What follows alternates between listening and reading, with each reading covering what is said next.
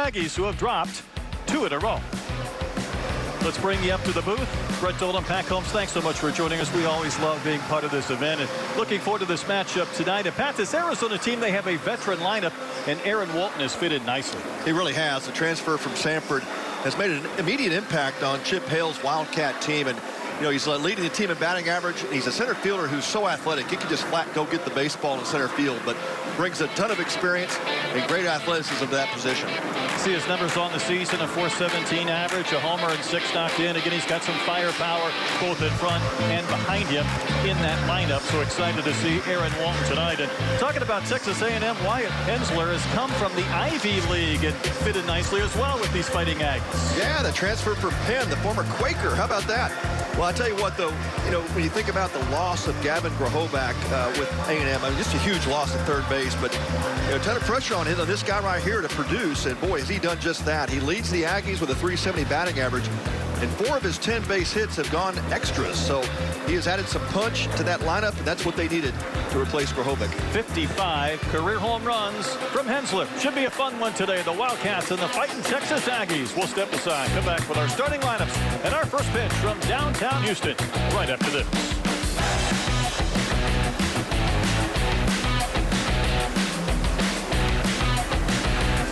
Your Houston Astros are back for 2025. Built for the pursuit of a championship. Come experience the energy, the passion, and the unforgettable moments at Daikin Park.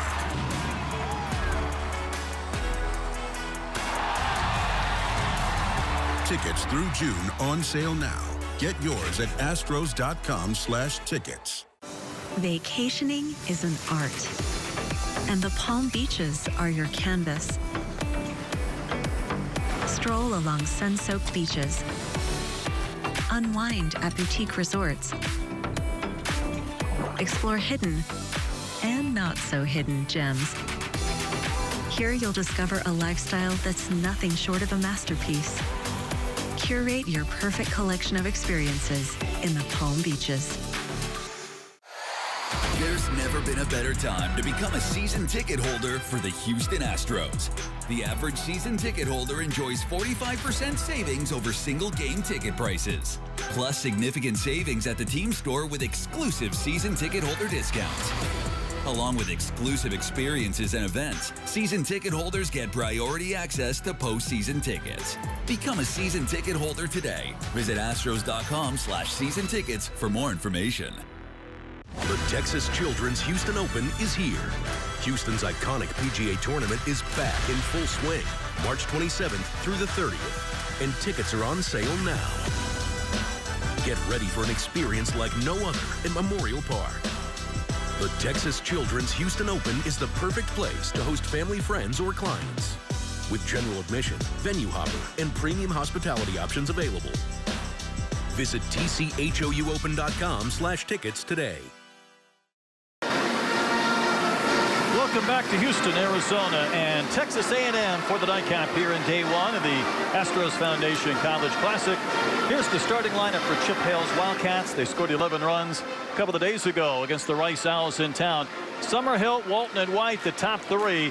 There's some bump in the middle of this lineup and some unique stories as well that we'll explain throughout the course of this game for the 5-3 Arizona Wildcats. And Pat, it is going to be a stiff task tonight for the Cats because they're going up against one of, if not the best pitcher in the country in Ryan Prager.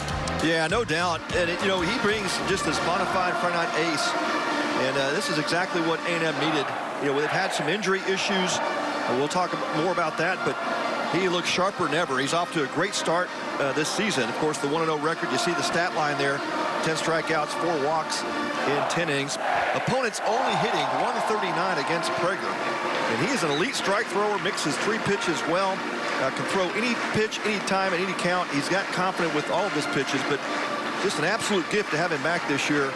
As his head coach, Mike Early, said, yeah, we did not expect Prager to be on the mound for Texas A&M this season. 3rd round pick by the Angels, decided to come back and When he called up his head coach, Michael Early, he said, "You didn't give my locker away, did you?" And he said, "If we did, you could have mine." There you go. Absolutely. That's the right answer. Yeah, what a gift to get him back. Just elite numbers, though, a year ago for the Dallas native. You mentioned a strike thrower, Pat, and certainly that puts you at the very top of the list of pitchers and players in the country. The defense behind him will feature Cash, Laviolette, and Keel in the outfield. We've gone a couple of minutes without talking about Jays. We'll get back to that. Hensler, Kent, Farr, and Binder up around the diamond. Jacob Galloway behind the plate catching Ryan Prager. A unanimous first-team All-American and off to a great beginning here in 2025. Roof open, 68 degrees, and we're underway in Game 3 with a wave and a miss from Brendan Summerhill. Summerhill in attack mode in that first fastball offering from Prager. Might just give you an indication of how Chip Hale wants to approach Ryan Prager tonight. Be aggressive early on in the count when they see fastball. You think about all the talent, whether it's teams or individuals this weekend, Pat. These are a couple of first-team All-Americans going after each other in the first batter of this game.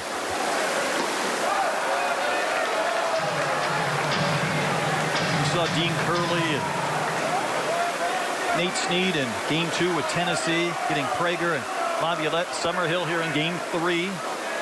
So much talent in this event this weekend. Yeah, fun to watch, especially if you're a baseball fan. You know the Astros aren't here for another month or so, and what an opportunity to come out here to Daikin Field and take in some great college baseball this weekend. Galloway sets that target right down the middle. That pitch is laced out to left field, falling fast, and a base hit in front of Cash.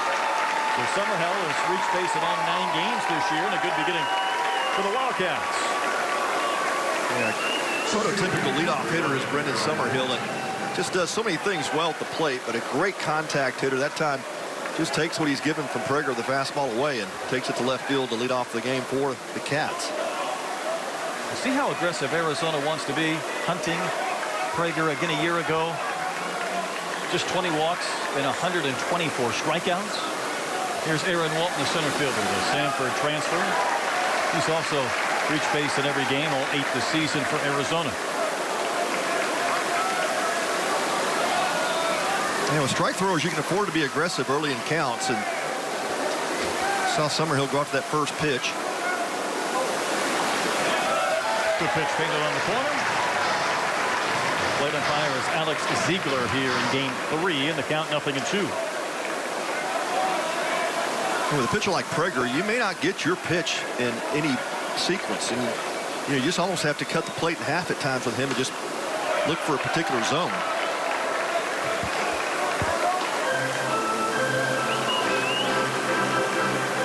Scouting a pitcher like Prager can't be a lot of fun for Arizona. You know he's got the ability. You're anxious to see if he's on his A game when you get him in these first couple of innings. That's always the key. You find out what he's got early on, and you see if he's locked into the zone. Sometimes you'll have to adjust your strategy. It looks like early on they want to be aggressive, and that's how you typically coach hitters with especially pitchers that have great command, or they're going to be around the strike zone. Missed on that changeup, 1-2 to Walton. Just underway. And that's a wave and a miss. Came back to the breaking ball, gets the strikeout, and that's the first out. Yeah, it's a nasty breaking ball, too. It's kind of got a little slurve motion to it, but it's a really tight spin and difficult to pick up. You see the downward tilt to it. He stays on top of that pitch really well. Kind of seems to have a late break, too. It does, yeah. It's really hard to pick up. He's got a plus changeup as well. It's 3 elite pitches. Mason White, the shortstop, next man in, coming up a 19-homer campaign, and you saw him hit a couple of home runs and Globe Life in the opening weekend for Arizona. Yeah, really impressive, and we know White's got the power. He's just a really talented ball player. Now, he got a lot of swing and miss too. He's trying to work on making better contact. We'll see if he's shortened up that swing with 2 strikes. One of the things Chip Hale really tried to emphasize with him in the fall leading up to the season. That's a fun place to hit at High Corbett Field in Tucson during the late spring and summer with the conditions. But 2 of the first 3 weekends playing in big league ballparks against top-notch teams coming out of the Big 12.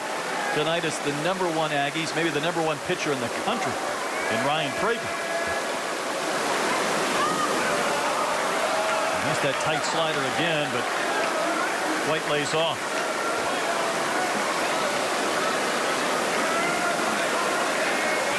A lot of maroon in the building tonight, as you can imagine. Aggie fans have dominated Daikin Park. Big crowds have followed them all year. Good pitch inside corner. Strike 3 call. Back-to-back Ks for Ryan Prager here in the top of the first inning. And that's what Ryan Prager does. He'll start pitches like he'll cut the plate in half with that fastball and his slider. Then as he gets an advantage into the account, he'll start going to those corners. You see that pitch is perfectly placed down and in. In the eyes of Mason White, that was going to be down or in, and it catches the corner. So after that leadoff single, a couple of Ks. Aaron Caulfield, the second baseman. Cleanup hitter without a home run, but 10 hits on the season. And Summerhill swiped a couple of bases. I was trying to think of a comparison for Ryan Prager, and I think he's almost like a Tom Glavine, but throws a little bit harder.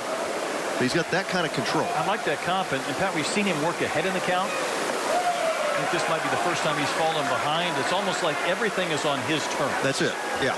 And he doesn't give in to hitters. He just so trusts his stuff. Even in difficult situations with runners in score position, he just typically doesn't give in. Very simple delivery as well, and he floats a changeup for a strike on the outside corner. And we've seen all 3 pitches right out of the gates, all 3 for strikes. That's it. That's what he does. That's a typical Prager game. Now, the other thing he does real well, he holds runners on. You can see Summerhill's looking for a pitch to run on, but he just hasn't been able to get a good move. Quick to the plate and away with a miss by Caulfield.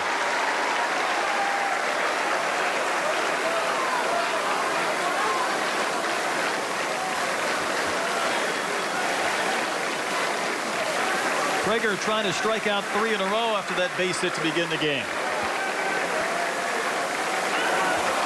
Summerhill's running. Flip down to second base. And Kevin plays the tag to win the inning. And the Wildcats did try to run on him, and it didn't work out. Yeah, tried to pick that first move, and yeah, Summerhill just got picked, and Prager picked it up. He saw the move to first base, and good pickoff move by him. That ends the inning.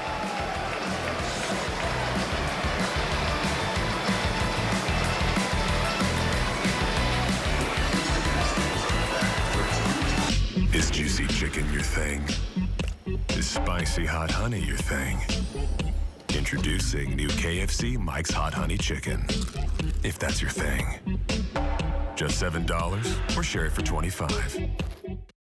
My favorite part of the game is really just the competitiveness. Going out there, trying to win. That's my favorite part of the game. I like winning.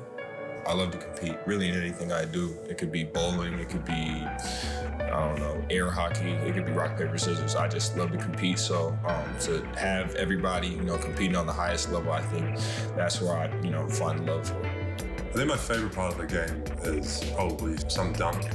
And honestly, sometimes the opponent's dunk is pretty cool to watch too. But you can't celebrate, obviously, but you are still like one. Would definitely be blocking a shot. It just kind of tears down the other team, and it gives you guys as a team a lot of momentum. Making trees, because I think that's a hard part for me to do it, so other stuff I do it. But yeah, making trees make me happy. A big 3, especially if they hit it from far, it just it changes the whole momentum of the game. Catch Rockets All Access, your backstage pass to the team all season long. Rockets All Access. New episodes every Thursday on Space City Home Network. The Astros take on the Yanks tomorrow at 11:30 on Space City Home Network. Beautiful Daikin Park on a Friday night here in the College Classic. And the starting lineup for the Aggies looks like this. Kent, Laviolette, Hensler, the top 3. Obviously, some injuries have kind of derailed them a bit, including Gavin Grahovic. But a handful of opportunities for some others to step forward for Texas A&M. And the pitcher they're going to face tonight, Pat, for Arizona is one you're quite familiar with, and Colin McKinnon. Yeah, I saw this guy throw quite a bit at Baylor last season, and The former Baylor Bear, now pitching for Arizona.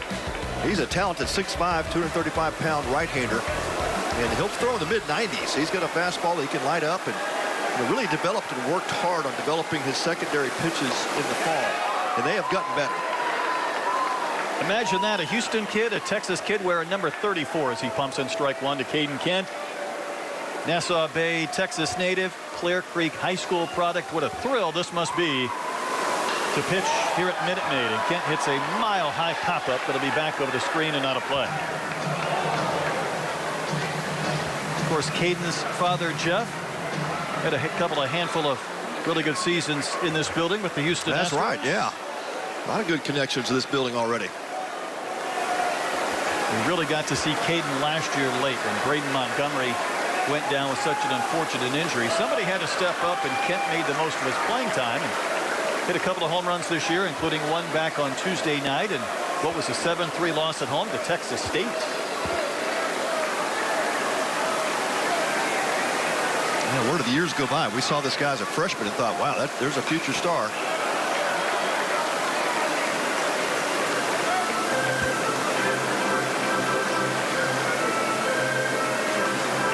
It's an Aggies team, though, despite being number one, Pat. They've lost a couple of games in a row. They fell on Sunday to Cal Poly, lost that tough game to Texas State. They lost Rahovic to a season-ending injury. They've had a few others, so it's tough to talk about adversity a few weeks in, but it does feel like the Aggies are getting a little bit of that. Well, no doubt, yeah. That's exactly what they're in the middle of right now. And, you know, 2-game losing streak plus the loss of a couple of key players. And, you know, it's been tough. Been a tough week for Michael Early, but as he said, hey, every team goes through these issues. It's just now how do you recover and how do you respond to it? 1-2 pitch. Of McKinney, and that's going to die in the grass, and Kent has an infield base hit.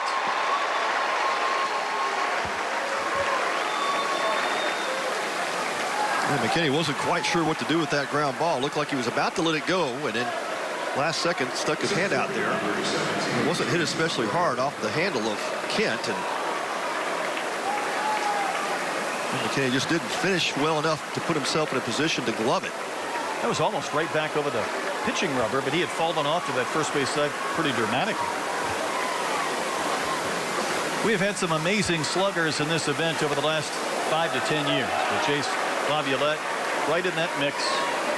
You see the 3 home runs, that .217 batting average probably does not look right, because this guy could be the #1 overall pick in the draft coming up in a few months. Yeah, extremely talented and just does so many things well. But yeah, the .217 average, very uncharacteristic, and that's not where he'll end up. He'll end up somewhere, you know, around 300, but with a ton of power. Just one of those clutch hitters. Really difficult out.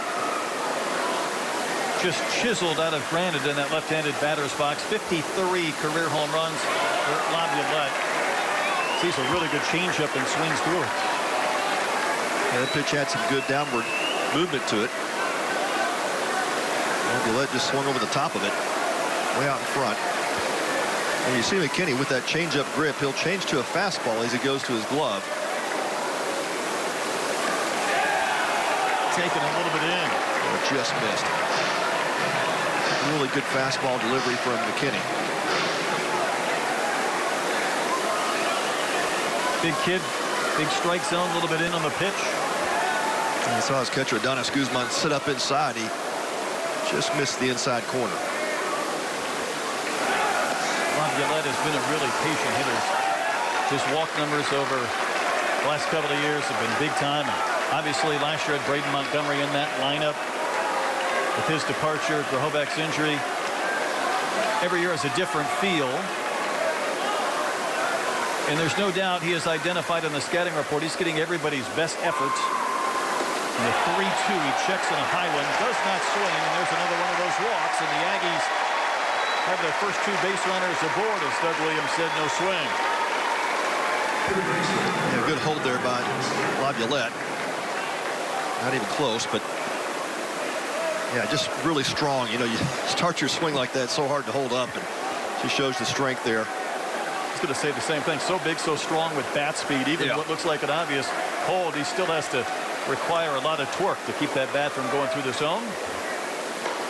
And Wyatt Hensler, the third baseman, takes it up and in. And one of the issues for McKinney last season was command, and there were times when he just lost control and it would kind of spiral on him. And a bit of a streaky pitcher last season. Looked like he has done a better job of commanding the strike zone. Pat, how much of this is him not trying to catch too much of the plate versus just trying to find the strike zone in the first inning? Yeah, I think part of it is really the rhythm piece of it. He came out of the gate firing pretty well against Kent, but yeah, pitched Laviolette really careful, and then now behind Hensler. That was off the glove of Guzman, so a free base. Kent and Laviolette both advance to the scoring position. There should be a pass ball. It was looked like a changeup that kind of darted inside, but the ball that Guzman typically handles. Yeah, it's going to be a pass ball. Just a little bit late on that presentation from Guzman, and that hurts. Takes the double play out of effect. Strike called to Hensler. When the first base open, you got Hensler's really the guy you got to be careful with tonight. I mean, leading the Aggies in average, and he takes again just off the plate. Fastball 4. So an infield hit, couple of walks, and the bases are full of Aggies and nobody out. McKinney really trying to pick the strike zone with Laviolette and Hensler, and fell behind. And then those are two guys you can't fall behind with. Nope, and that heartbeat probably accelerating a bit from Colin McKinney. And we're going to have a mound visit before he faces the DH Hayden Schott. Yeah, Kevin Vance, pitching coach for the Cats, trying to settle his starter down.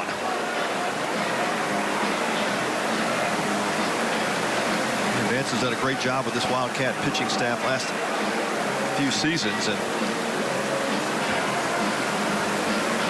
John DeRuin's really assists Vance. They're using a lot of analytics. They introduced a new pitching lab at Arizona this past season, and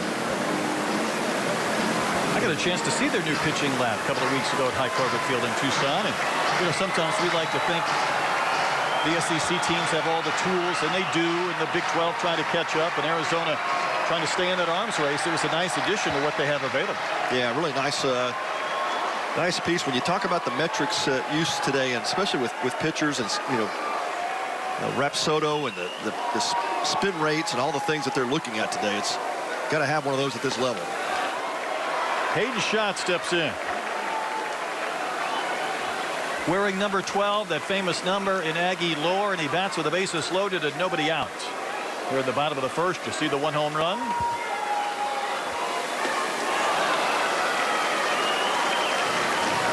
And McKinney pulls the string again with that changeup. It's his most effective pitch against these Aggie left-handers.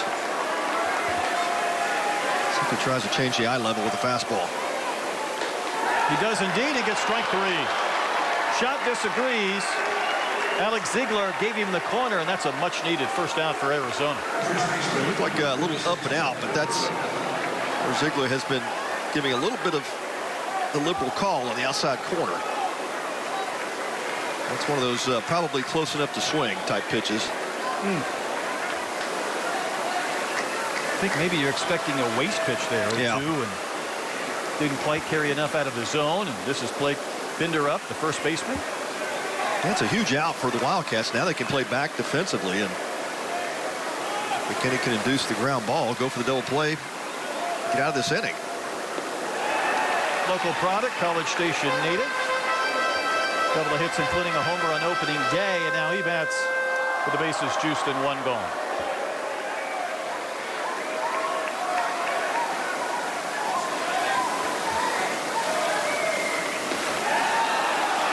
Seems like McKinney has recalibrated just a bit. Great breaking pitch, and that visit from Vance really helped settle him down.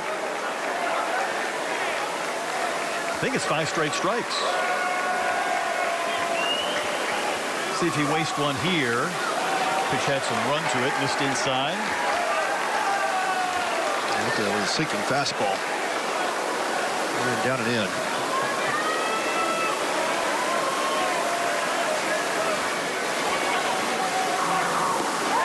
these Aggies 6'6" that step in this box?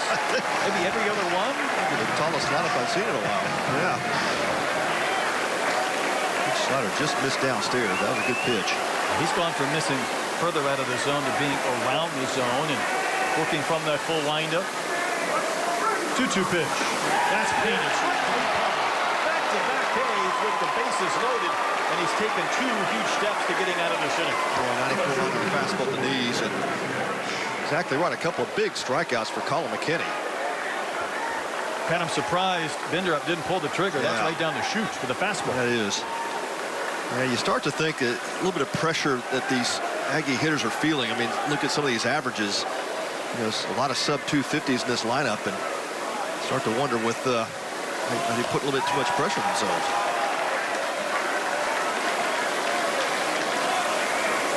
And here's a guy in Gavin Cash who's put up big numbers at a couple of stops, but trying to get on track this season. 4 hits and a run batted in. A couple of years ago, he was the Big 12 Player of the Year. Yeah, Texas Tech. Yeah, big hitter in the middle of the lineup, and he's got some pop as well.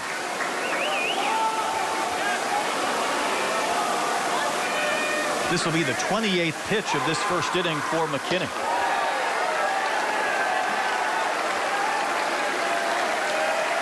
If he can work out of this with no runs, what a start for him. Great recovery. Be a huge pick-me-up for Arizona. Sure would.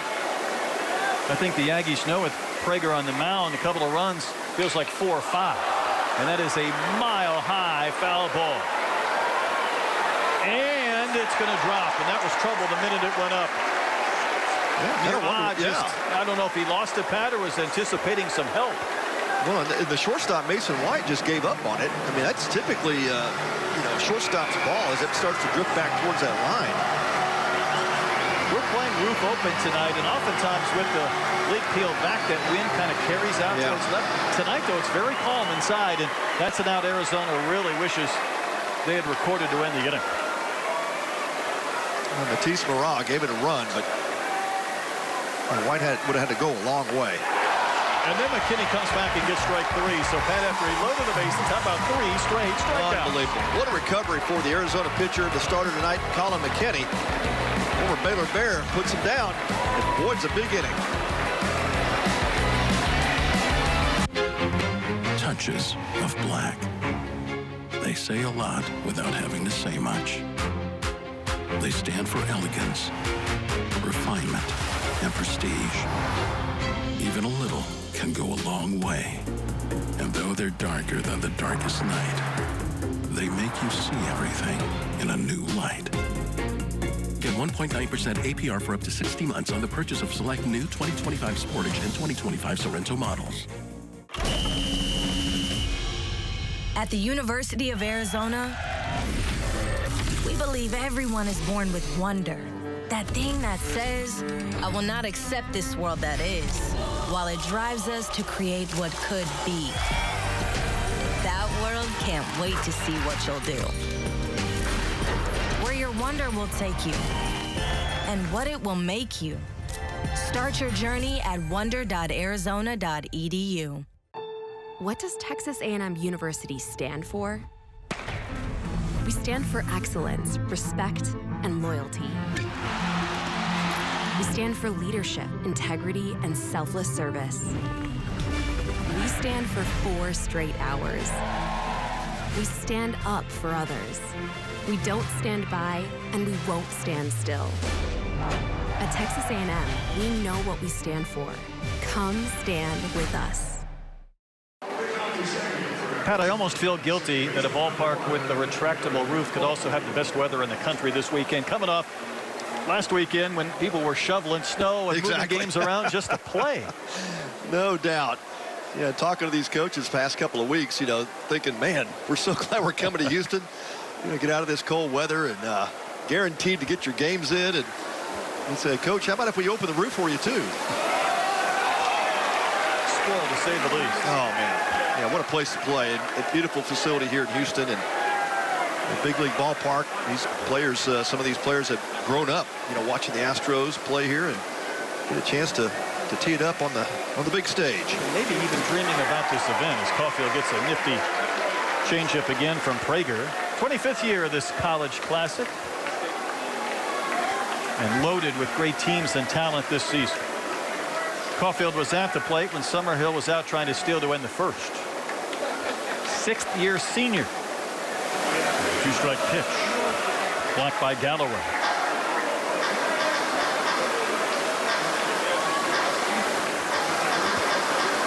Guerin started all 59 games a year ago, hit .310. On base percentage nearly 400, trying to get on against Prager. Sometimes easier said than done.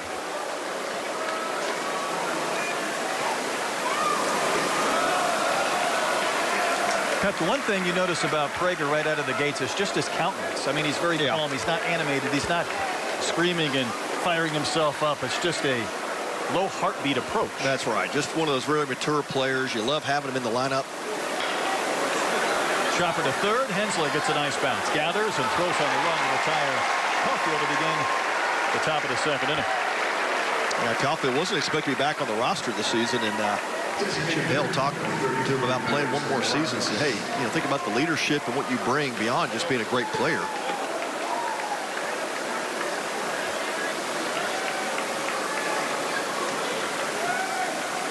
And this Arizona team last year, they won the last Pac-12 championship. Found themselves back in the postseason again. Trying to be one of those West Coast alternates to some of the power we see in the South as Maddox Michalaka steps in and picked 2nd in the Big 12 this year. Last 4 years, they've been in the regionals. A couple of times they posted.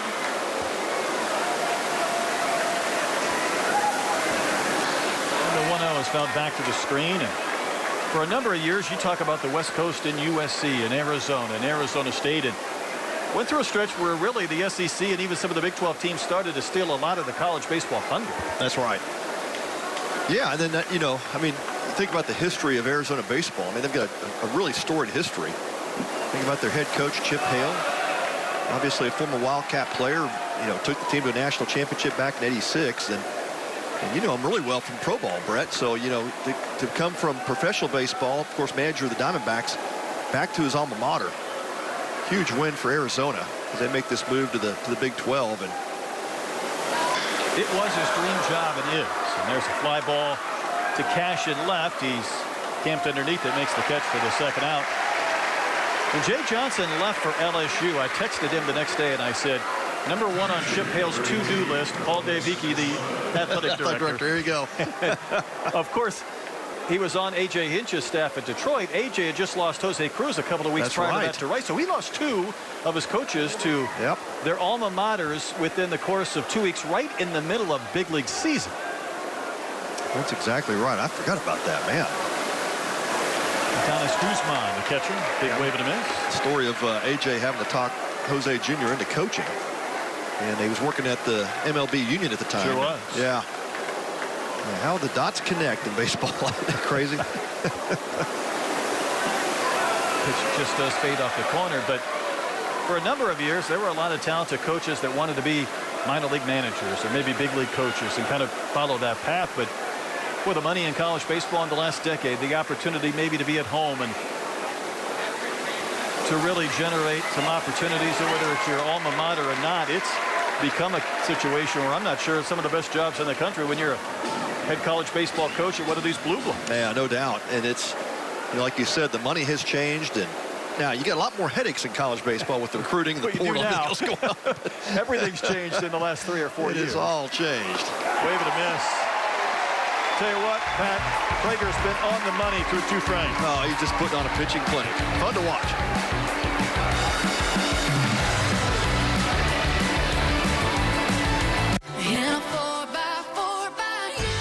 In Texas, we don't just drive trucks, we drive legends. And the time to buy one is Ford Truck Month. Get a stampede of savings on Ford F-150. Built Ford tough, like the folks here who drive them. Be legendary. Get to Ford Truck Month.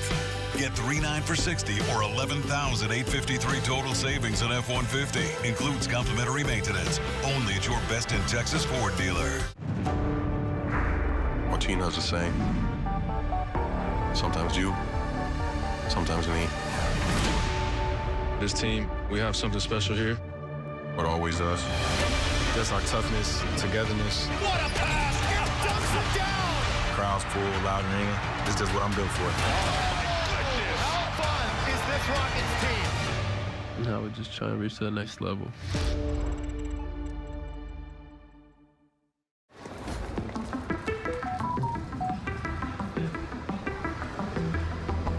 Say the word and I'll lift you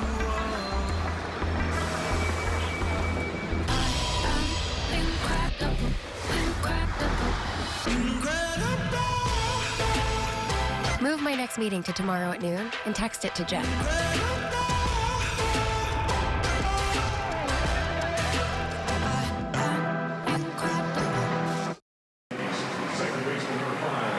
Each team with the hit as we get to the bottom of the second between the Wildcats of Arizona and the Aggies of Texas A&M here at Daikin Park. Day one of the Astros Foundation College Classic. Orbits on hand, of course. You would expect nothing less. A lot of maroon in the stands tonight. A beautiful weather evening in downtown Houston. Yeah, it's just perfect. What a night for baseball. And 7, 8, and 9 to up this inning. Sawyer Farr, the second baseman, leads off against Colin McKinney, who walked the tightrope and emerged to the other side of the first with a couple of walks and a hit to load the bases, then 3 straight strikeouts. An impressive recovery for Colin McKinney, and the only unfortunate part of that inning was he threw 30 pitches. He had to work, there's no doubt about it. Strike call to the Fort Worth native, freshman Sawyer Farr. Yeah, that was a situation last year for McKinney. You know, gives up the base hit to Kent, walks Laviolette, Hensler. That might have been a situation last season where it kind of spiraled out of control. That's where you've seen some maturity now with McKinney. Here pitching for Arizona and under the guidance of Kevin Vance, his pitching coach, and he has made some strides. Pat, we've talked so much about players making that big jump between their freshman and sophomore season. Sometimes they have summer ball to do so. I think the unique aspect about McKinney, it's with a different pitching coach, a different team, and a different staff. That's right. Yeah, it's a new perspective, and I think, sometimes that's what players need. It wasn't like he had an off year or a bad year at Baylor. He actually pitched pretty well, but there were times when the command just left him, and within about 2 or 3 hitters, he was out of the game. Nice recovery for him, and if he gives Arizona 4 or 5 innings tonight, that'll be a win. Strike 3. That's 4 straight for McKinney. Farr was hoping that had missed, and he had taken the walk. McKinney fighting. He's in full lather right now, and he caught just enough of that zone on the outside corner. Yeah, it barely caught the edge, and you could see Sawyer Farr just give up on the pitch. Alex Ziegler rings him up. Jacob Galloway, the catcher, USC transfer, next man in. He's seen these Wildcats before. 5 hits and a home run the first couple of weeks.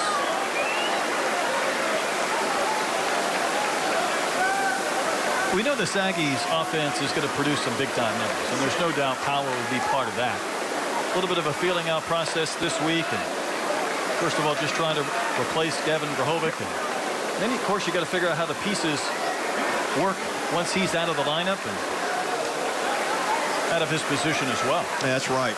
And it's some juggling right now with Michael Early in the lineup, and he says, look, we haven't had a consistent lineup. We're still trying to figure some things out. You lose also Caden Sorrell. That was a big loss. It is. Yeah, a couple of big guys they were counting on in the middle of that lineup. And it feels kind of like a bit of a puzzle right now. When we talked to Michael early on Wednesday morning, he said it's a real crap day. And then he said, maybe I could say it better than that. But I think that summed it up. We caught him in a raw moment, Pat, after that loss on Tuesday night and with the injuries. And I felt like at times we were kind of helping him get through it with the conversation, because he has an intensity to coach this team. Oh, man, no doubt. And to be good.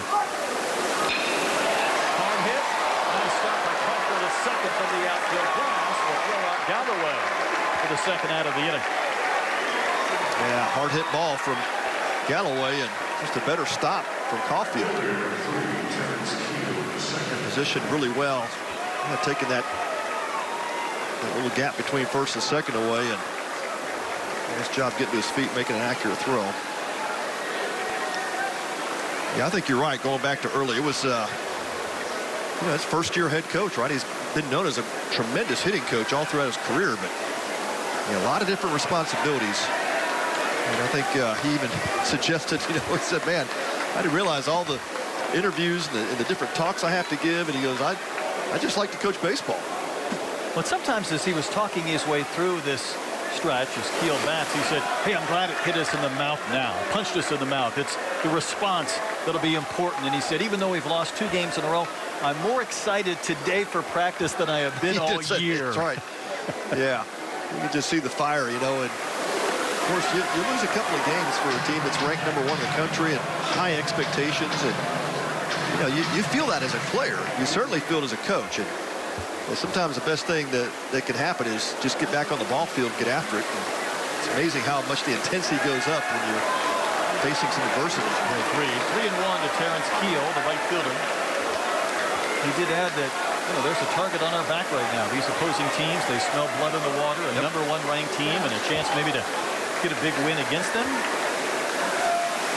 3-1 pitch. What a nifty offering from McKinney to get the swinging strike, too. Just didn't give in with a fastball, and Keel out in front of the breaking pitch. 47th pitch, maybe a bounce-back inning from the economy if he can get the out, but he doesn't. He walks Keel. 2-out, 3 pass will turn this lineup over. Get up at by Keel. Of course, a threat to run any time, and see if the Aggies try to pick a pitch to move him to second base.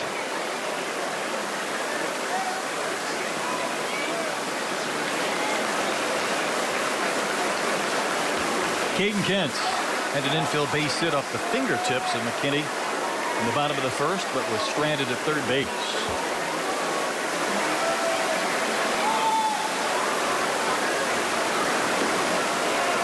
Back to our breaking ball for strike 1 to Kent.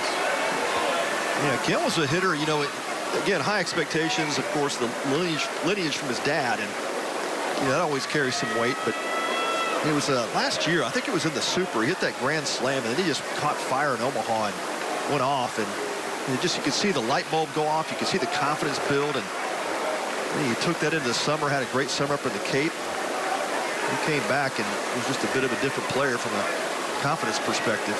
Completely agree. If he doesn't get that opportunity, he might go into the summer with a little bit of an unknown, or trying to find some at-bats and some playing time in the summer. But he certainly rode the wave and made the most of it on the biggest stage in the biggest games of the year. Yeah, it's just all clicked, right? You're right. And look, the Cape is a tough place to hit, too. Wood Bat League, great pitching every night. And that's what sometimes it takes. It's that one big hit in a player's career, or maybe just a good game or a good week, and it can turn a career around. Went 10 for 24 in the College World Series with 7 runs batted in, and that pitch to the backstop. Keel thought about possibly going to third base with a wide turn at second. That came off of Guzman's glove and kind of headed towards that on-deck circle of the Aggies, and had a long way to go to get it. Kent was doing the limbo. He was trying to bend back out of the way. Orbit was in the front row watching the proceedings. So a 2-out walk, now a 3-1 count to Kent. Should get a pitch to hit. Well, that tight breaking ball has been of the backdoor variety, has kind of locked up some of these lefties. Yeah, he's throwing it for strikes. They're going to throw that pitch again.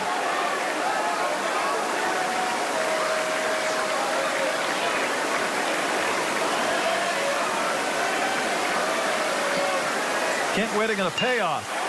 Chopper up the middle. Caulfield is there. Sidearm flip to first. Tires Kent. McKinney puts up another 0 to complete between the Wildcats and the Aggies here at Dyken Park.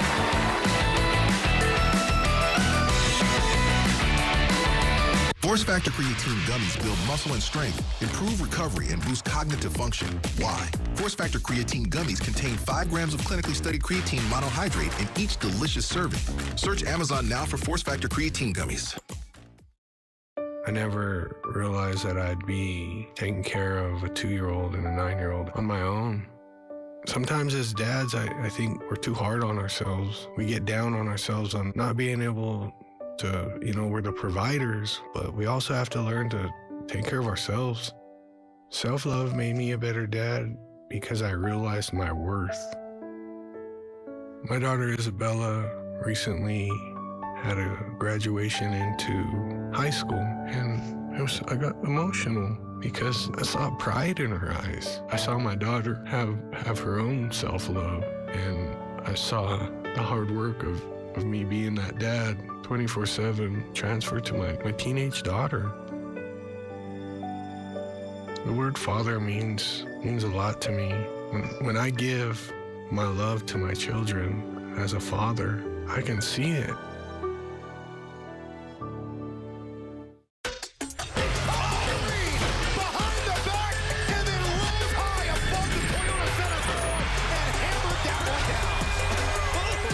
It's the Rockets and the Kings, tomorrow at 6:30 on Space City Home Network. Wildcats and Aggies, no score as we go to the top of the third inning. Ryan Prager. Been a lot of fun to watch since giving up the leadoff single to begin the game. He'll look at Splain, Breifogel, and Mira, bottom three in the lineup. Yeah, I sent a message to a number of my guys I coached in the summer. And, Brett, I said, you've got to tune in and watch this guy pitch. He is a pitcher. He's not a thrower. And he's got some of these young guys that just want to light up these radar guns and not only think about its velocity, and they'll throw a pitch. And, Coach, how hard was that? I said, it doesn't matter. It was right down the middle. It's going to get hit like 140 miles an hour. He's been fun to watch. That's popped up in foul territory, and it'll be at a play. And, you think about Prager, Pat, just the story. Last year, of course, A&M, a chance to win a national championship. It doesn't happen. They come up a little bit short to Tennessee. All of a sudden, Jim Schlossnagle's out the door to Texas. And that hurt, of course, Aggie fans. And then the question became, would they lose a lot of these players? Yeah. Like Laviolette in the transfer portal? Or would Prager obviously go to the professional ranks? So Michael Early gets the job. He keeps a bulk of the roster. And there's a wave and a miss. And down goes Splain. Fourth strikeout through 7 batters for Prager. And then the icing on the cake was Prager, after being drafted in the 3rd round, saying he wanted to come back to College Station to win a national championship. Yeah, that was really an incredible turn of events. I mean, and it all happened within just a few weeks, right? And, when Schloss left and Aggie Nation went crazy, and, you just almost anticipated that roster getting stolen, right? There was a lot of people coming after that roster. At a time in which you can't get into the portal because most players have found homes already. That's right. That's right. So it was a huge hire for the Aggies to keep Michael Early. And, is he young? Does he have head coaching experience? Yes, he's young. No, he doesn't have head coaching experience. But look, if you're going to take a chance on somebody to keep a roster together, to keep this momentum going, and a guy that really loves the game and is passionate and loves Texas A&M, it was a great hire. And I don't think Ryan Prager would have come back had that not happened. No, I think you're right. And listen, he wanted to win a national championship. Michael Early said he didn't recruit him, he gave him a plan. They talked about him. Obviously an impressive family, and they could have adult conversations. Prager paints the outside corner to Breifogel. That's 5 strikeouts through 8 batters. 3 in a row. Yeah, and look, Ryan's a really smart young guy. He wanted to come back and finish up his degree, and he's done some great things with Texas A&M, and he just felt like there was some unfinished business, bottom line. And all of a sudden, the outlook then for Texas A&M really changed. Laviolette back, Prager back. They got into the portal and did some damage. This is Matisse Mira, the 3rd baseman, Big 12 newcomer of the week. You see his numbers on the season. A great story about Mira being from France. Dad was a baseball player in Europe. He and his brother both came over to the States to go to junior college. He gets his chance here at Arizona. Saw him make some unbelievable defensive plays a couple of weeks ago in Globe Life Field. The shortstop playing 3rd base. That is a mile-high pop-up in the shallow left. Cash comes drifting in. Roof open, 9th, able to make the catch. That's back-to-back perfect frames from Prager. He's faced the minimum through 3 scoreless innings. Pitcher's duel here at our nightcap from Dyken Park. I work with HomeLight to get the best deals for my clients. Whether you're looking to sell for the right price or hunting for that dream home, let's make your real estate experience smooth and rewarding. Start your journey at HomeLight.com today. Just for Men gives you your strongest, fullest, thickest looking beard yet. Mustache and beard, now with keratin. In just 5 minutes, score your best beard ever. Just for Men. Your Houston Astros are back for 2025. Built for the pursuit of a championship. Come experience the energy, the passion, and the unforgettable moments at Dyken Park.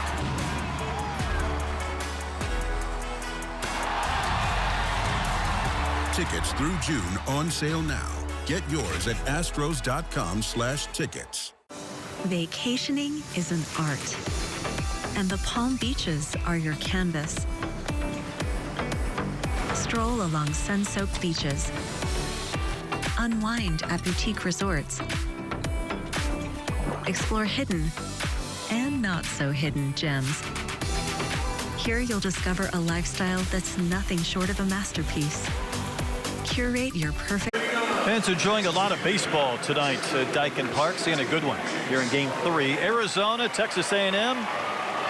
Scoreless as we go into the bottom of the 3rd inning, and Chase Laviolette will lead off, walk back in the 1st. And for Colin McKinney, this is where you want to face Laviolette. Nobody on to start an inning.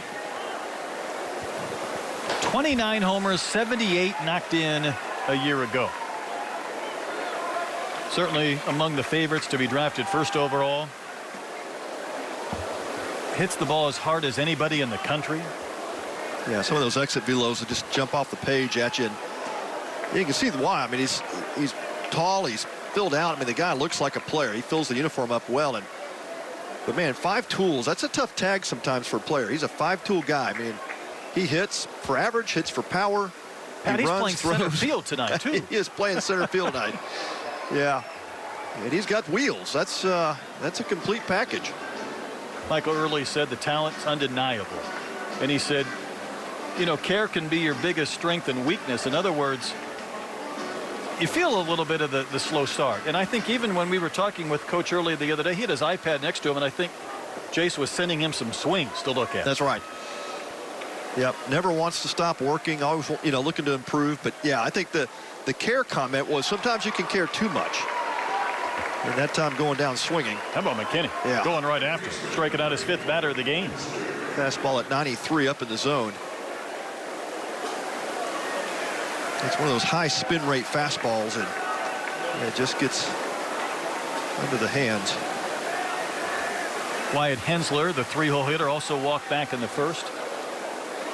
Pat, obviously McKinney is facing these Aggies hitters, but when you went up against another team in which there was an incredible pitcher working on the other side, were you aware of that in the sense that you wanted your best performance because you understood that it could be a lower scoring game? Oh yeah, yeah. It kind of, you know, you don't need to get any more juiced up than you typically are for a start, but you certainly think about, you know, this guy's got his good stuff, so I need to match up.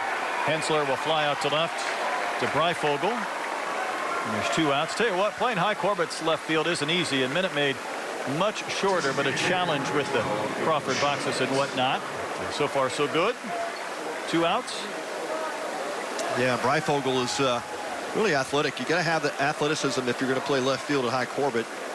And you got Aaron Walton in center field who could just flat go get a fly ball. Tell you what, on hot days at High Corbett in that big ballpark, you feel like you're playing at the zoo. You're so deep. Ground ball to Schott. He'll backhand it and throw out Hayden Schott to end the inning. So Colin McKinney with a quick inning and a perfect 3rd. No runs up on the big board yet as we go to the 4th.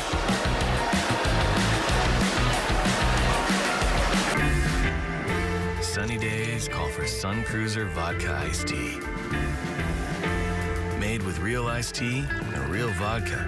Refreshing and goes down smooth. Let the good times cruise with Sun Cruiser.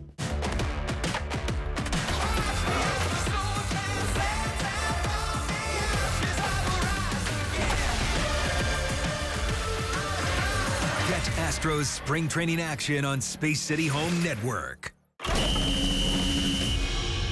At the University of Arizona, we believe everyone is born with wonder. That thing that says, I will not accept this world that is, while it drives us to create what could be. That world can't wait to see what you'll do.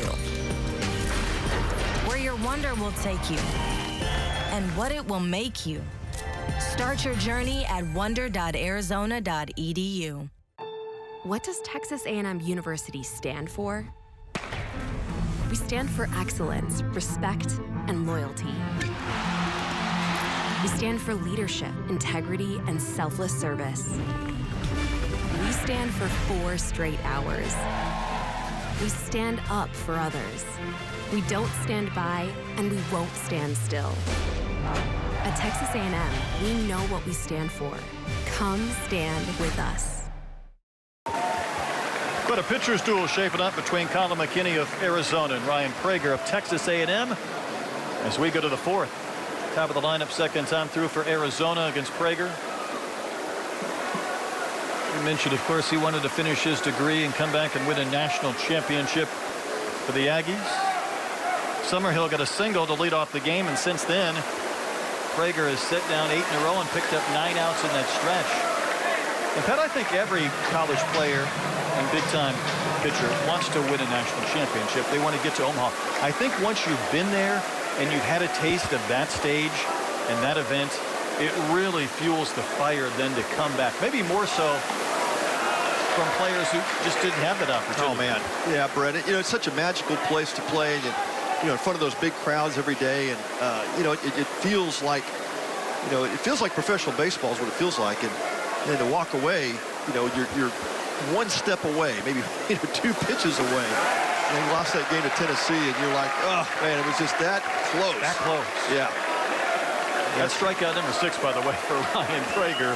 He avenges the only man who's gotten a hit against him. Yeah, it almost feels like a walk in the park here. You know, 41 pitches into the 4th inning, and he just makes it look easy. Aaron Walton, the center fielder, struck out back in the 1st. Trying to reach base for the 9th straight game to begin the year as he hits one foul outside of third base. Obviously, the flip side of that, it's hard to get to the College World Series. It's hard to get to the Championship Series. Really hard to win a natty. Obviously, A&M feels like they have the pieces in place. But you can't fast forward, Pat, through the year. I mean, you want to get back, but you obviously understand you've got to build, you got to refocus a new team as they chase that goal again. That's exactly right. And look, right now it's a struggle because you've lost a couple of key players in your lineup. You still haven't had some pieces in the bullpen worked out. We're still trying to get a feel for what these, you know, first few weeks typically bring. Now, look, if you want to start making comparisons, you know, I've seen a few teams that early on this season that I think, you know, you look at Arkansas, you look at Tennessee, you look at LSU. I mean, those are the type of teams you're going to have to beat. So at some point, before you get to SEC, you better have it figured out. And the conference schedule gets here fast. 2 balls, 2 strikes to Walton. This is pitch number 46, by the way. Trying to get his 11th out and 7th strikeout. Efficient, effective, and dominant so far for Ryan Prager. And that's what makes Prager such a great pitcher when you think about it. It's not an overpowering fastball. You know, it's kind of like the Clayton Kershaw type of stuff, right? It's spotting the ball up, it's moving it around, it's, you know, everything moves, and you got great tilt to the breaking ball, the change of speeds, and just the incredible command. Mason White, the shortstop in. A pitch to hit without it back. Yeah, he won't get that pitch again. That's the best he's going to get in this sequence. When you get your pitch like that, you can't miss it. D1 Baseball had White as the number 7 shortstop in the country coming into this season. So between White, one at the top of his position, and Prager maybe the best of his. We've had some fun individual matchups head-to-head in this one.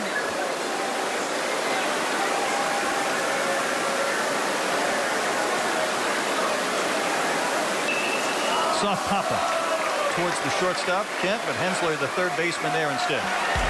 By the way, that is 3 straight perfect innings for Prager. He's faced the minimum through 4 in a 0-0 game. Domino's best deal ever is almost gone. Get any pizza with any toppings for just $9.99 online. Your favorite pizza at our best price. Any pizza and toppings for $9.99. It's Domino's best deal ever, but it's not forever, so get it before it ends this Sunday. Only at Domino's. All right, Max. Today's the big day. First day on the job.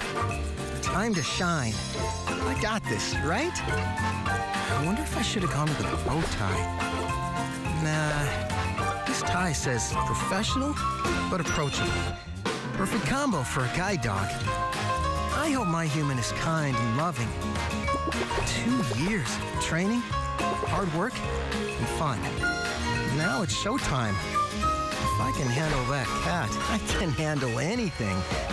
Especially with this tie. Okay, tie. Let's show them what we're made of. Wait. What are ties made of? Silk? Polyester? Who cares? I've got this. All right, I'm ready.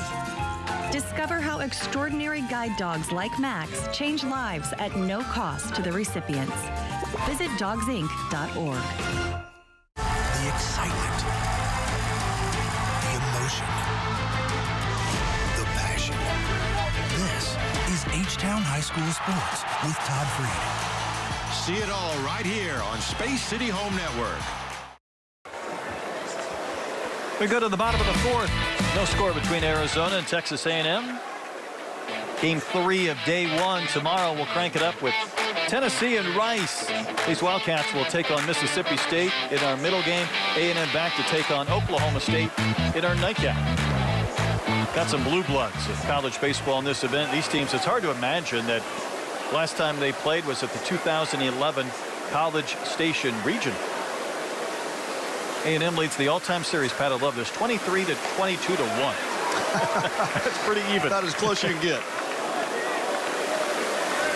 Blake Binderup, the first baseman, leads off against McKinney. 5, 6, and 7 due up for A&M. They had the bases loaded, nobody out in the top of the first.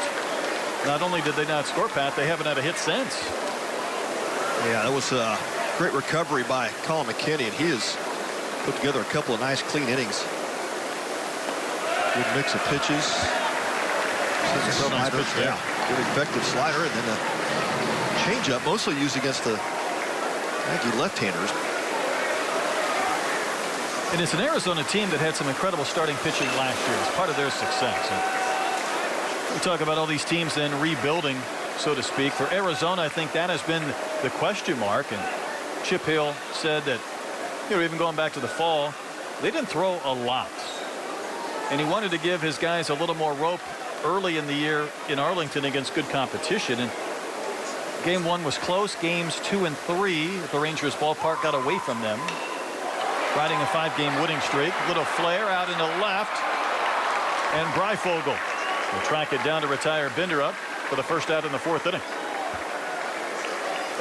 Yeah, going back to the Wildcat pitching staff, you're right. I think Chip Hill said they took more of a professional approach towards their fall schedule and did not want to overthrow their pitchers. They get a lot of work in the spring, a lot of work in the summer. He said, we just wanted to really help guys develop, focus on more of the pitching lab type aspects of the game. But he said, I think we had maybe 2 or 3 guys throw 3 innings. That was the most that any pitcher threw. So what happens then, you're not exactly sure what you have in some of these starting pitchers when you get to the spring. Wave and a miss by Gavin Cash, and they've been willing to test themselves. When you go to Arlington week 1 and you come to Houston week 3, you're loading up on competition in the first month. That's right. And then just to keep in mind, these guys are getting ready for conference play. You've got basically 3 more weeks until conference starts.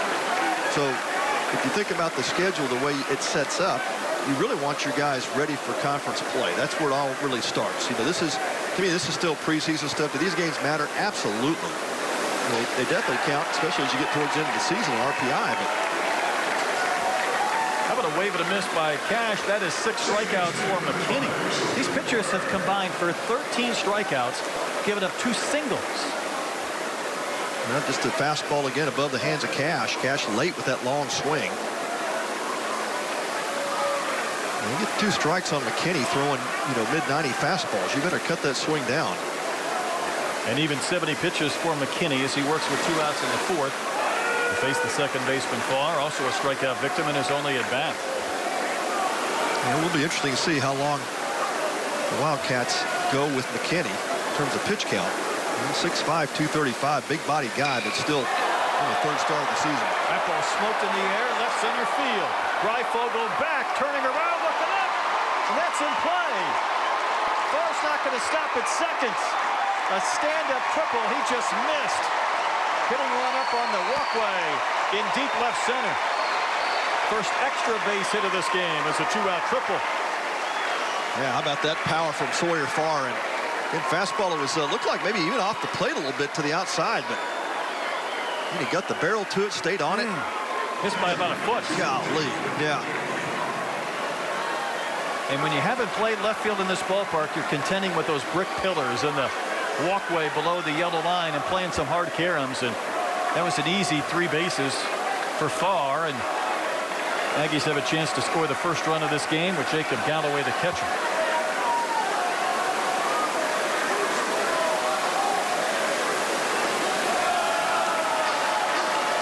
Thing McKinney was hopeful of doing is maybe getting through 4 innings with a very low 71-72 pitch count after he had to throw so many in that first, but now it's extending his inning and pitch count climbing.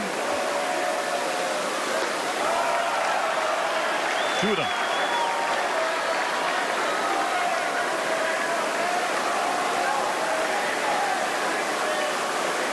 I don't know if you give in to Galloway here. He's got Terrence Keel, the right-hander, on deck.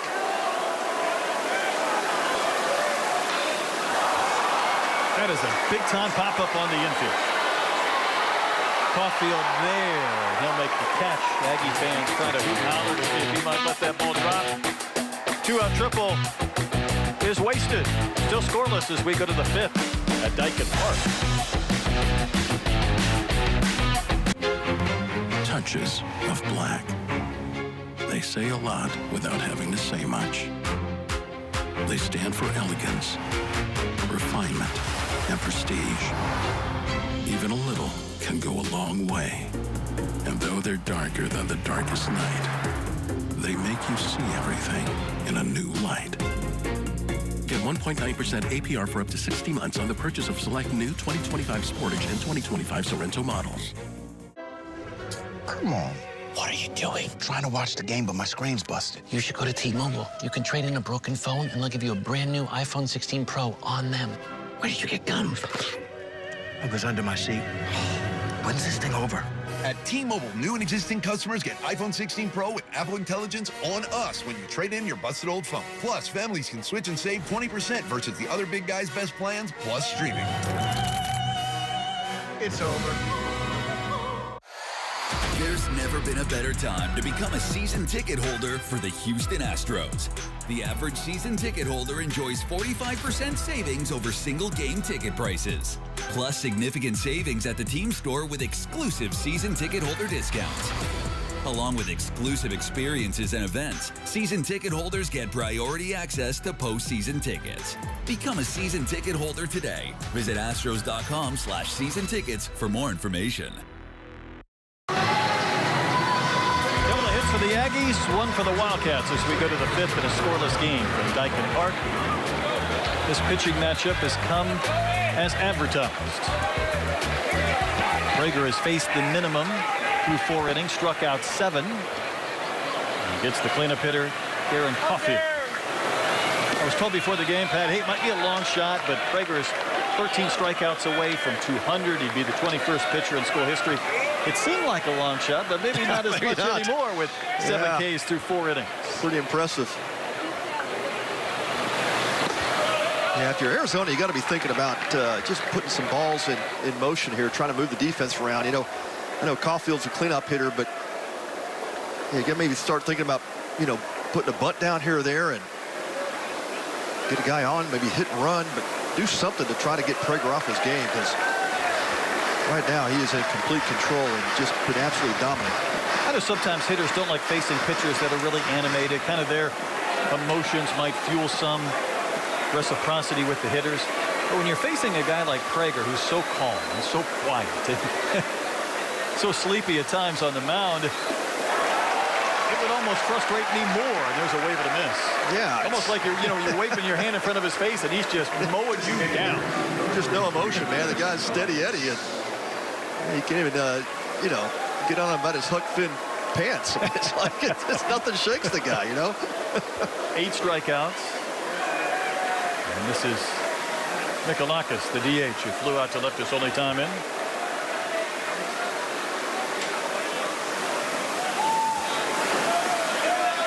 Obviously, you think it'd be a little tougher assignment for these left-handed hitters against him, but it's not like the righties have had much success against him either. No, they haven't. And again, when you talk about the mix of pitches, it's so hard for hitters when you think about, is there one dominant pitch you look for?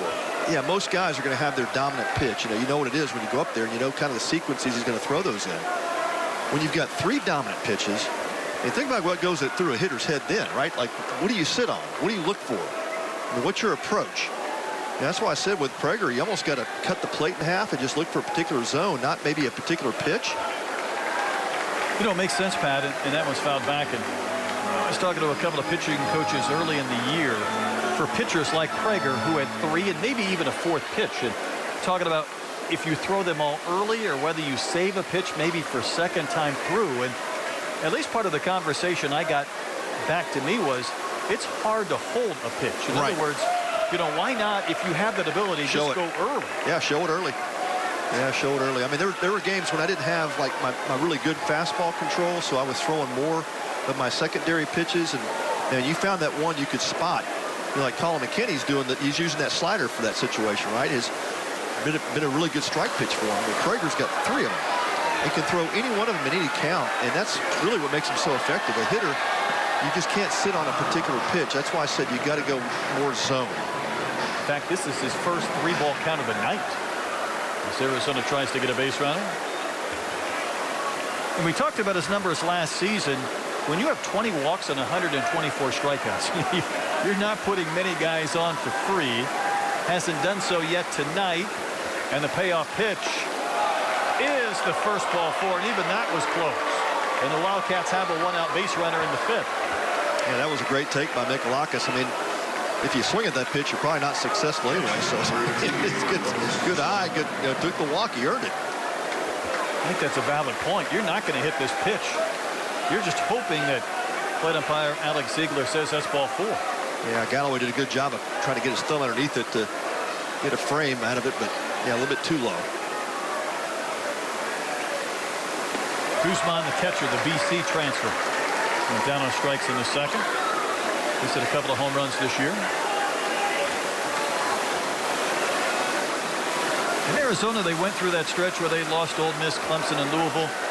Took care of business against New Mexico and San Diego and even Rice a couple of days ago here in town. I think they knew that the pitching they were going to see this weekend from A&M, Mississippi State, and Tennessee was going to be a different tier. And for these hitters, it's both a challenge and maybe a little bit of anxiety not knowing what you're going to get. Yeah, you want to get a good barometer of where you're at as far as your lineup goes. face the pitch you're going to see over the next 3 days. That'll give you a good idea. Ground ball up the middle. Kent knocks it down. Farr can't recover. His throw to first is late. Couple of chances maybe to get it out. But Arizona, with the infield base hit from Guzman, has a couple of runners aboard with 1 gone.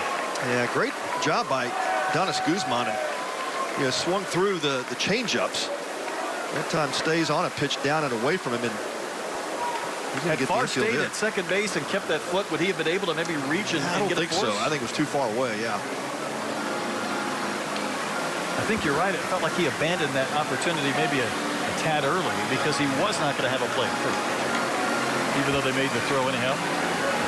Check it out. Kent looked like he dove for that ball. May have skinned up that palm. Yeah, working on that hand of that finger. So Prager really was in a rocking chair for a period of time. He had retired 12 straight before the walk to Michalakis and then the single from Guzman. And this is Splain. High in the air, down the line and left, bending foul. It'll be in the seats and out of play. And that was a hanging changeup. Splain just a little bit out in front of it. And the first time Prager's been under duress. Let's see how he handles it.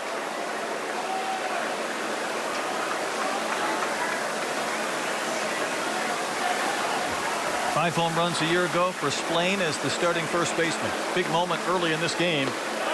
Pitch over but low. And the count of ball and a strike.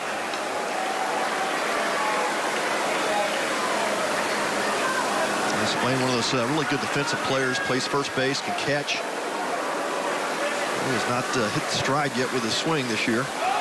Tried to check, did he offer quick appeal to Eric Gaucher at first? He says no. And the count 2-1.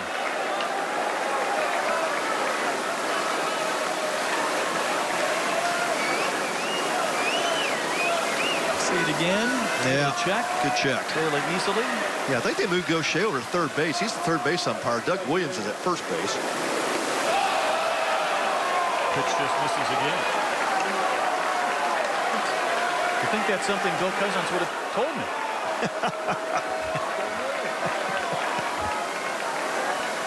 Yeah, I just picked it up. Of course, we got the wrong lineup here, but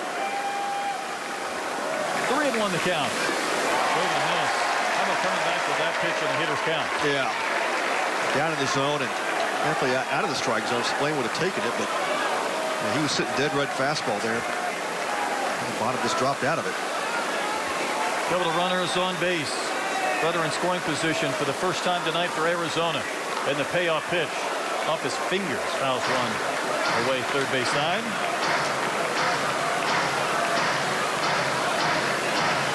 Big opportunity for Splain here.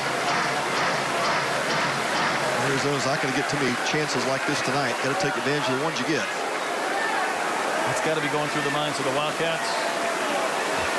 Counts full. Payoff pitch.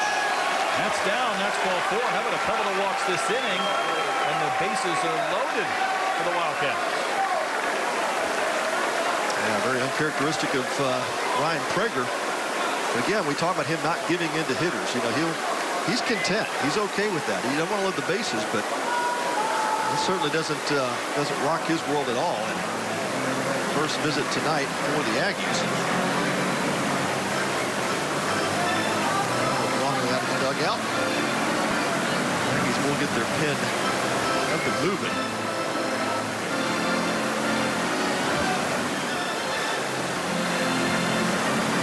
Bases loaded, one out here in the 5th.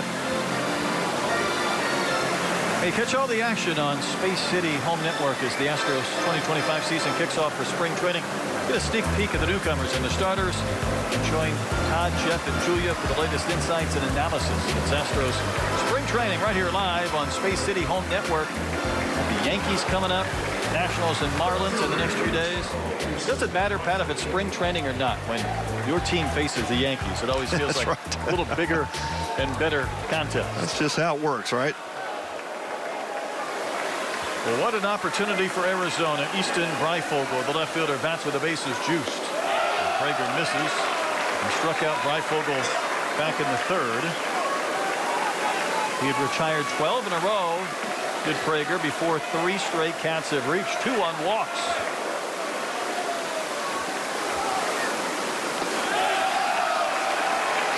That is Prager just missing a little further out of the zone, or are these Wildcat hitters seeing him better second time? Yeah, I think they're seeing it better the second time around.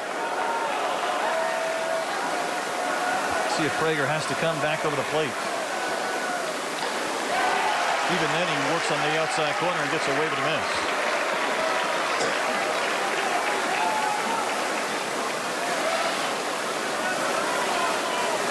Pitch count still only at 72, so Prager had really been efficient through 4+. Base runners here and away with a miss. He goes right after Breifogel to even the count at 2-2. Yeah, fastball at center cut. It was down in the zone, but good pitch to hit. Breifogel just swung over the top of it.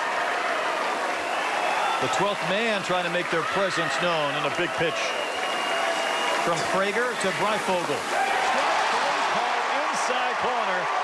He was behind 2-0 and came back to dot 3 in a row for his 9th K of the game. Yeah, just the composure of Ryan Prager. Calm and cool under pressure. 2-0 count, comes all the way back, fires 3 straight strikes, and that one pitches the inside corner. Just when you think as a hitter, you're kind of set up for a good outcome. Yeah. It flips. And then Murat with a wave and a miss. Teese flew out to left back in the 3rd.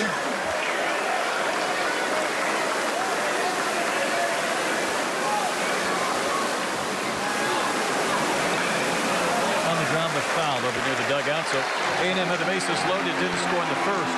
Arizona's loaded them up in the 5th. But Prager a strike away from stranding 3. Well, Colin McKinney turned the trick on A&M back in the 1st. Can Ryan Prager return the favor here in the 5th? See what he does. 0-2. Fades one off the corner.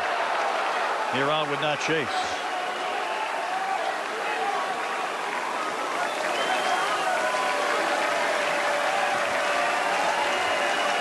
9-hole hitter for the Wildcats.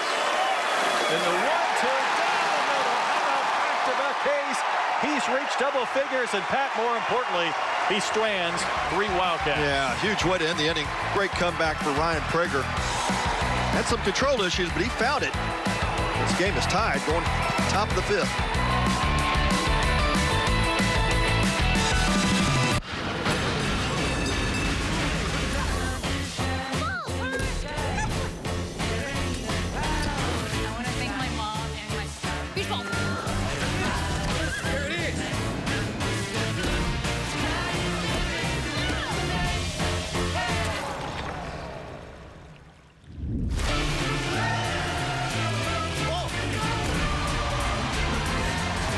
Find your ultimate playground at visitcalifornia.com.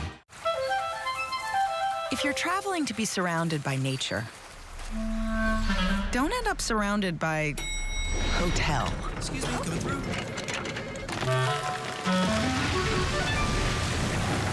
Get an Airbnb and go where hotels can't.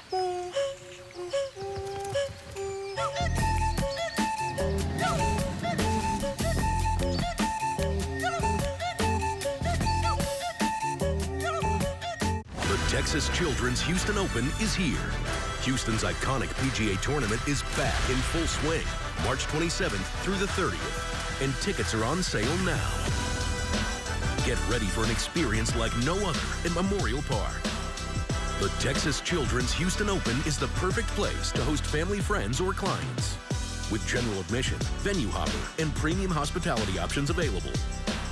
Visit tchouopen.com/tickets today.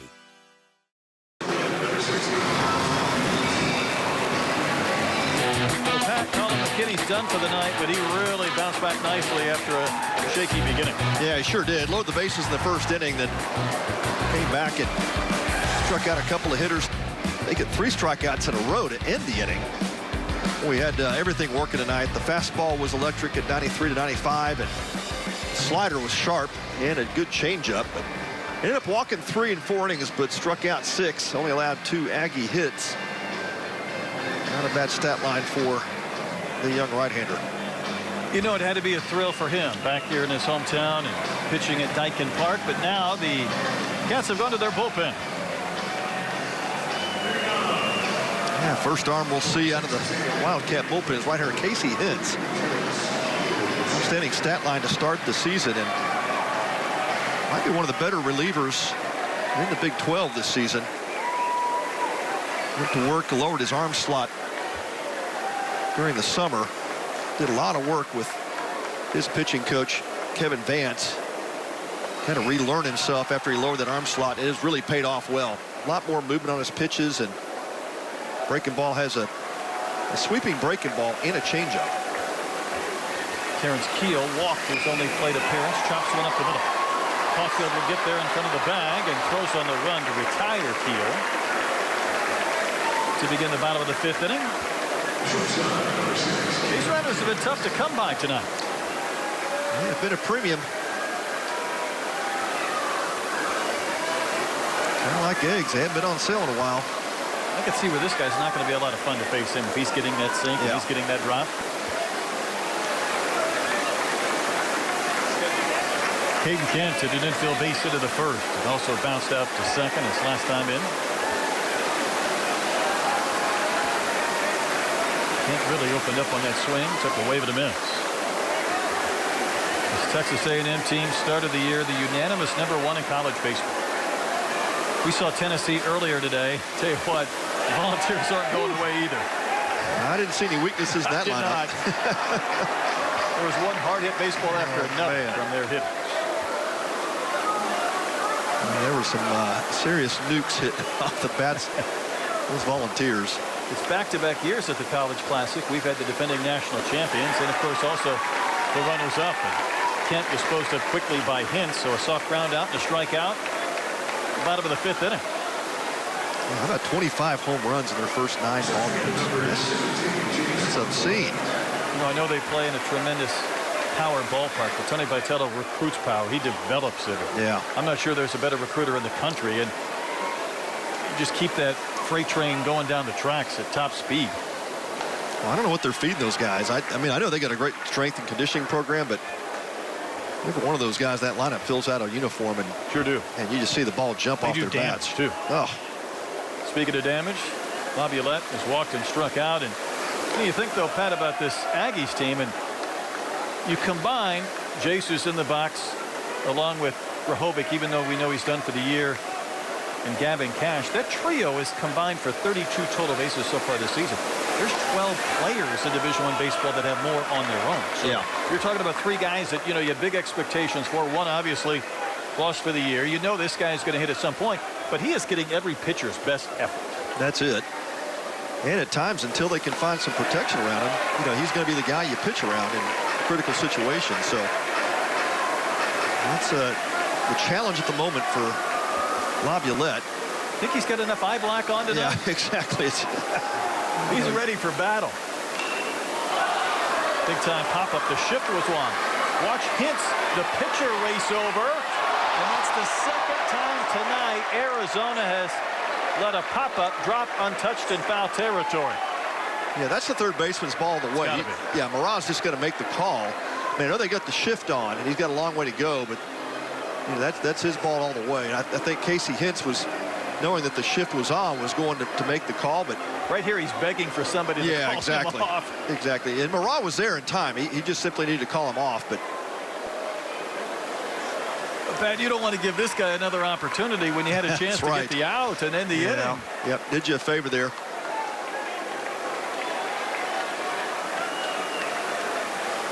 Also talking about another Houston area kid here in Laviolette. Tompkins High School in Katy. Took that one off the shoe top and fouled it away. Yeah, and every great hitter goes through these slumps. I mean, it doesn't matter who you are. You're the greatest hitters in the world. We'll go through it. And he'll figure it out. This won't last forever. I think that that remark from Michael earlier about, you know, sometimes you can really care too much about this game. Sometimes you just got to walk away and leave it alone. That ball is like a drill. You got a chunk of Guzman as well. Your strengths could be your greatest weaknesses, and Arizona had a chance to get out of this inning, and yet Laviolette reaches base with 2 outs. And that was 2 for 1 on that pitch. Magic ricochet. Got them both.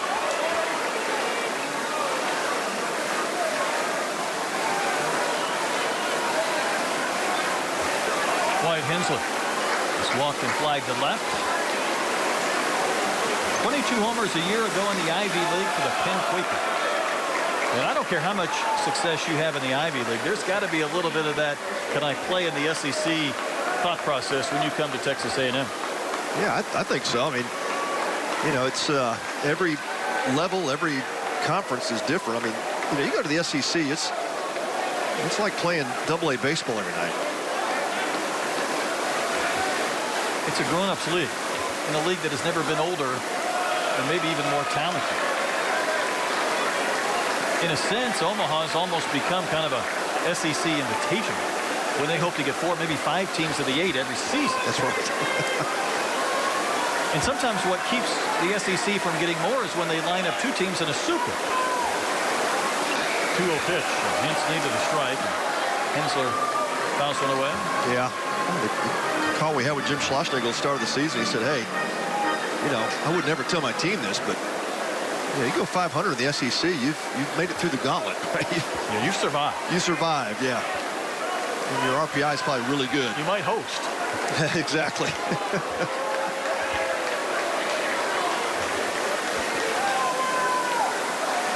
Laviolette is also a candidate to run. He can swipe a base. Oh, yeah. Talked about those 5 tools. And Hintz is pretty quick to the plate. Got a good slide step. Rope foul outside of third. Almost took out the ball boy as well. He's supposed to protect the people down the line. He was trying to protect himself. He was bailing. That thing was wet. Nobody wants it. Was torched, bouncing man. around everywhere. The kid with the giant popcorn tub gets the baseball. And he wonders why they made him wear a helmet. Hintz still trying to win this inning. Shot for foul. Yeah, at the moment, Hensler's swinging the best bat for Texas A&M. He's been the hottest hitter so far in this lineup. And you're just thinking that you've got to have some protection for Laviolette.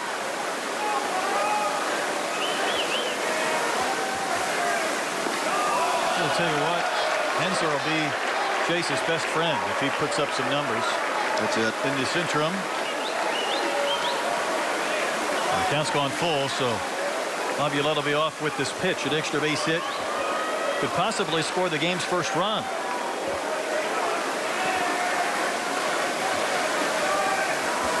He goes the 3-2. Drilled to left. Back to the Crawford boxes. Goodbye. 56th career home run from Hensler is a laser beam that puts A&M in front, and Pat, that drop pop-up that fell with 2 outs that could have ended the inning has turned into a 2-run frame for A&M. That's the mistake. They took advantage of it. Yeah, what a bomb by Hensler. Man, what a no-doubter. Pitch just kind of hung up in the zone for him, and man, he was right on time. Just put a tremendous swing there. Almost put a hole in the Halliburton side above the Crawford boxes. That was a nuke. Yep. 2-out hit batter after the pop-up fell off the bat of Laviolette. Then the home run from Hensler. Hayden shot the DH. He's 0 for 2. He missed a chunk of the fall with some knee cleanup. Batting clean up tonight. And a bouncer to Caulfield, and shot will be retired, but some damage done. 2-out, 2-run homer by Wyatt Hensler. We've got some runs, and the Aggies in front of the Wildcats. With Allegra, you can stop being sneezy without feeling sleepy. Get 0% brain interference for fast, non-drowsy allergy relief with Allegra. It's a no-brainer. Disney's Snow White in theaters March 21st. What I love about the NBA Foundation and their grants program is that 90% of the grants are awarded in NBA team cities. And so Family Houston is one of the many organizations that have gotten grants as a result of the NBA Foundation. We do wraparound services for families and individuals in crisis. We provide mental health services. We provide financial stability and employment coaching. We have basic needs support. We have some veterans programming as well. So we do quite a bit helping a lot of the underserved throughout the greater Houston area. The NBA Foundation is specifically trying to help a lot of the underserved community with employment advancement. We're going to talk to the Houston Rockets because I know that they are always looking for really good employees. I've been working for Family Houston for 15 years now, so it's very rewarding to see my clients, teaching them to be responsible adults and coming out of college with good credit scores, good career aspirations. Is going to help them be more successful in society later.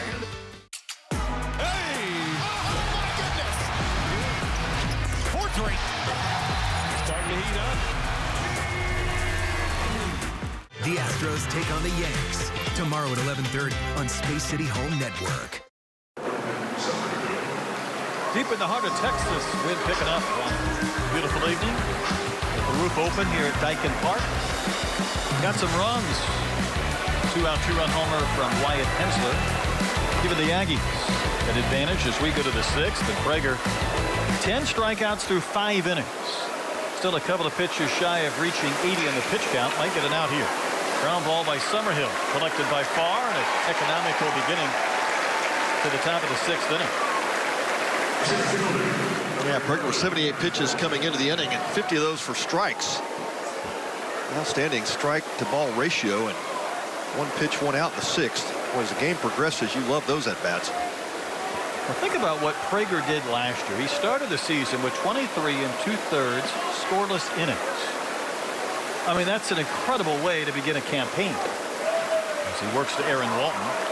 Well, coming into this inning, he's at 15 innings. Scoreless baseball. Yeah, we talk about these guys. Oh, he's a slow starter. It takes him a couple of weeks or a couple of months. Prager comes out of the gates. He's just ready to work. He is working. Yep. Oral Hershiser-ish, right? He streaks. Then again, the entire rotation for A&M against Cal Poly was good. 18 innings of 1-run unearned baseball to go along with 14 strikeouts. So he kind of sets the tone, and then the others follow suit. Yeah. And you can throw out a Friday night starter like this. I mean, you know, the one thing too, not only is he a great pitcher, but typically going to get you deep into games because he is efficient. That's just it. Last year, I had the benefit of seeing Hagen Smith, an incredible left-hander. Oh, yeah. Going 5th overall to the White Sox, got the highest signing bonus of any left-hander in the history of the draft. And, you know, not only would he win just about every Friday night, he would save the bullpen, and then you only need to win one of the next 2 games. That's it, to win the series, yeah. That's incredibly key, but yeah, that bullpen thing, when you can set your bullpen up like that. That one ripped to left, back to the Crawford boxes, and it's gone. Aaron Walton, after a couple of strikeouts, takes Prager deep, and he cuts this A&M lead in half in 1 swing with his 2nd home run of the season, and that's a lift to the Arizona dugout. Well, we picked him right, didn't we, Brent? I like both those guys before the game. We had a Hensler, Mason White open. Yeah. Aaron Walton just crushed that baseball, and yeah, again, a line drive, and just didn't have the height that we saw last inning from Hensler's bomb. But yeah, again, a no-doubter. Exit velo of about 112 on that. Just crushed it. It's torched. So all of a sudden, Arizona right back in it. First blemish, not only of this game, but of the season for Prager. This is a little bit into the shortstop Mason White, who's 0 for 2. Yeah, first earned run he's given up in 15 1/3 innings. He got the first out of this inning on 1 pitch on the ground out to get Summerhill, preseason All-American. Gets White to go fishing on a high one. Tucson native Mason White. Yeah, White definitely one of those can go back to back. Ton of pop. Lifted in the air, bending into foul territory. Will there be a play? Sliding attempt by Kent. Might have cut himself a little bit again on that hand or that arm. Kent had the best shot at it, but yeah, let's see him wipe that hand again. He may have cut his hand up on that first dive attempt, going towards the middle.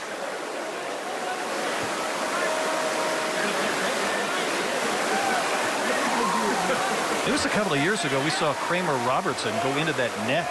Yeah, that's right. Catch LSU shortstop. Sure did. Threw him right back on the field. High in the air. A little bit right center field for Laviolette underneath it. Makes the catch. The second out.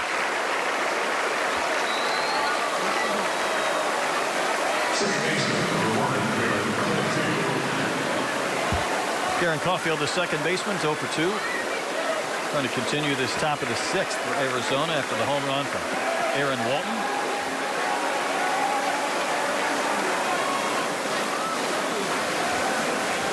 Tell you what, it's just weird to see that Big 12 patch on the sleeve of Arizona. Well, Big 12 loses Texas and OU. couple of big powerhouse baseball schools. They pick up Arizona State. Among others. Yep. There's a strike over the inside edge. You know, so much history in that conference. Talked to John Savage last weekend. He's been at UCLA 21 years. Just talking about the tradition and the history and the rivalries, and poof, they're all gone in some sense. Arizona going through a little bit of that as well. Got to find your footing in a new conference. Two-strike pitch, and it's found back and out of play. And Chip Hale, who played in this conference and grew up in the Bay Area, and you think about going back and playing Cal and Stanford, well, that's gone. And then the trip to Oregon State, whatever the case may be, it just changes. It does. I know John Savage, I think he said he even got a little emotional in that call. Did. Just thinking about, you know, Pac-12 obviously not there. It's hard to think about. You want to express the excitement for being in a new league for good reason. And everybody likes a challenge. I would say going to Champaign and West Lafayette in April and May doesn't have quite the lure of maybe playing some teams in your conference, and those are two of their road trips. But, you know, college sports is in a transient mode here in the last several years in many ways. Got back to the screen. You know, it is a lot of change. It does bring some excitement too, and I think that's what Chip, you know, made reference. Hey, we're excited. We know it's a good baseball conference, and you know, you're going to go to places that you haven't been. You got to figure out new restaurants to go visit. You know, some of the things you don't think about sometimes when you're just playing college baseball. But how do we get there? Sometimes if you're flying commercial or charter.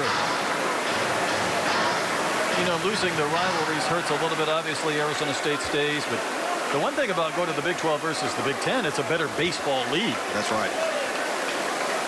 Yeah, I think overall it is top to bottom, and it'll be a lot of fun to watch. I'll call the Baylor games this year, and then we'll get to see some of those teams. Cocked up on the infield. Kent reaches the grass and makes the catch, and that will end the inning. But Aaron Walton's home run cut the Aggie lead in half. Fun game. 2-1 Texas A&M as we go to the home half of the sixth.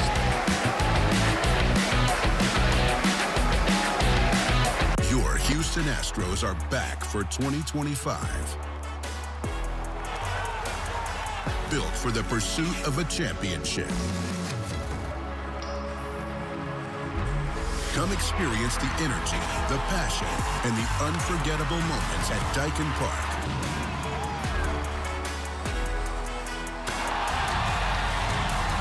Tickets through June on sale now.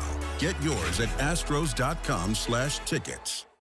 Vacationing is an art, and the Palm Beaches are your canvas. Stroll along sun-soaked beaches. Unwind at boutique resorts. Explore hidden and not so hidden gems. Here you'll discover a lifestyle that's nothing short of a masterpiece. Curate your perfect collection of experiences in the Palm Beaches.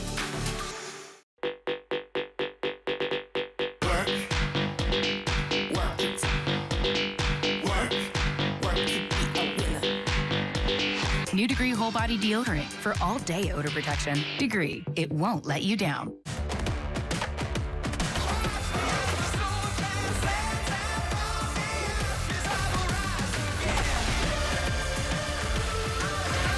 Catch Astros spring training action on Space City Home Network.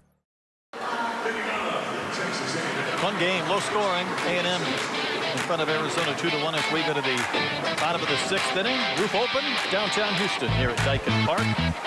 Day one of the Astros Foundation College Classic. Good to have the Arizona Wildcats here, and always great to have Texas A&M on hand. Blake Pinderop, the batter. Hintz back out there for a second inning. There's a chopper to third. Mira has to make a long throw. Splain plays it on a bounce to get the first out. Yeah, nice play across the infield. Matisse Mira had to go backhand behind the bag almost at third base. And it's a long throw and one hop set. The key to that was making the hop big enough for Splain not to have to try to pick it. Indeed. Really nice job there by both ends of the play.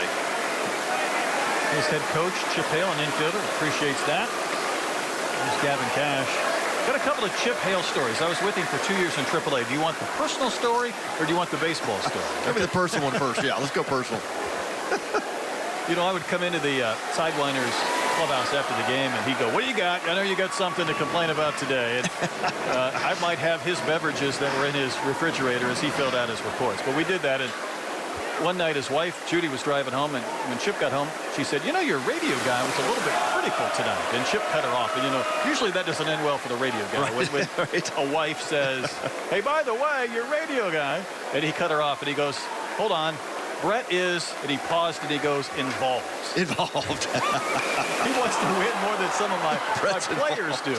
Because he would always say, what are you hearing upstairs? What do you know? What do you see from the press box? So we would have a good time. And that was 2 years of that in the Pacific Coast League. And my first year here with the Astros was 2006. And he ended up winning the Pacific Coast League championship and the AAA championship. And he called me and he said, you want to be with us, don't you? And I said, listen, I got a pretty good right here in Houston at then Minute Maid, but I'd like to be with you tonight and celebrate that championship. That's nice.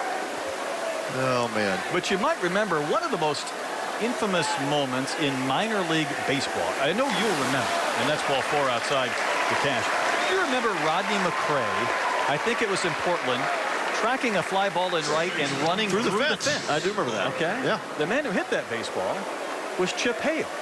And he only got to third. You think he could walk home after McRae is tangled up with the broken fence? And what's up with that? And if you Google it, if you don't know what we're talking about, you will enjoy, because that was one of those highlights you would always see. Oh, yeah. I mean, full speed, running through a wooden fence like Bump Bailey with a better ending.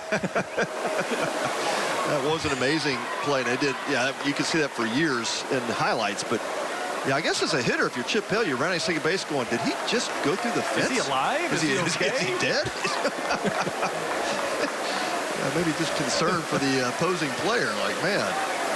Carr had a triple. The deep left center just missed a homer back in the 4th, but he was stranded at third base. So those are a couple of notes on Chip, who also played 4 years in Arizona. And it was his dream job and opportunity. Obviously, he managed in the big leagues. He just didn't coach for A.J. Hinch. He managed a couple of years with Arizona, so he brings that perspective of both playing collegiately and pro ball, managing at the big league level, and now a head coach, and he's trying to find a way to beat this #1 ranked Texas A&M team in Houston. Yeah. There's Chip, and right next to him, Trip Couch, longtime Houston assistant. That's right. Great recruiter. Former Greatwood resident. That's right. Trip for a long time. That's a good coaching staff. And they rhyme. There's strike 3. Far down on strikes. Hintz gets his second strikeout, second out of the inning. And that backdoor sweeper is easy for a lefty to give up on it. I was going to say the same thing. You just see that pitch out, and then it's snapping in for a called strike.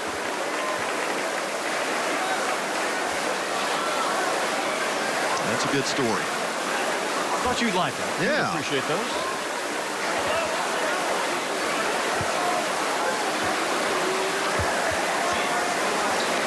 2 strikes on Galloway, and there's that pitch again that causes some problems. When you think on a side armor like Casey Hintz, you'd be easy to run on, but he's got a pretty good slide step to the plate. He's quick. He is. Kind of jumps down that hill quickly. Yeah. Just misses outside, 1-1. Typically see those side armors get that ball behind them and they're just kind of slow to the plate, but not Hintz. Okay. Cash would try to pick a pitch to run on, but Ground ball sharply hit right to first. Swain was like a hockey goalie, down to his knees, securing the puck of the baseball, and he gets the final out to end the inning. Through 6, Aggies in front of the Wildcats, 2-1.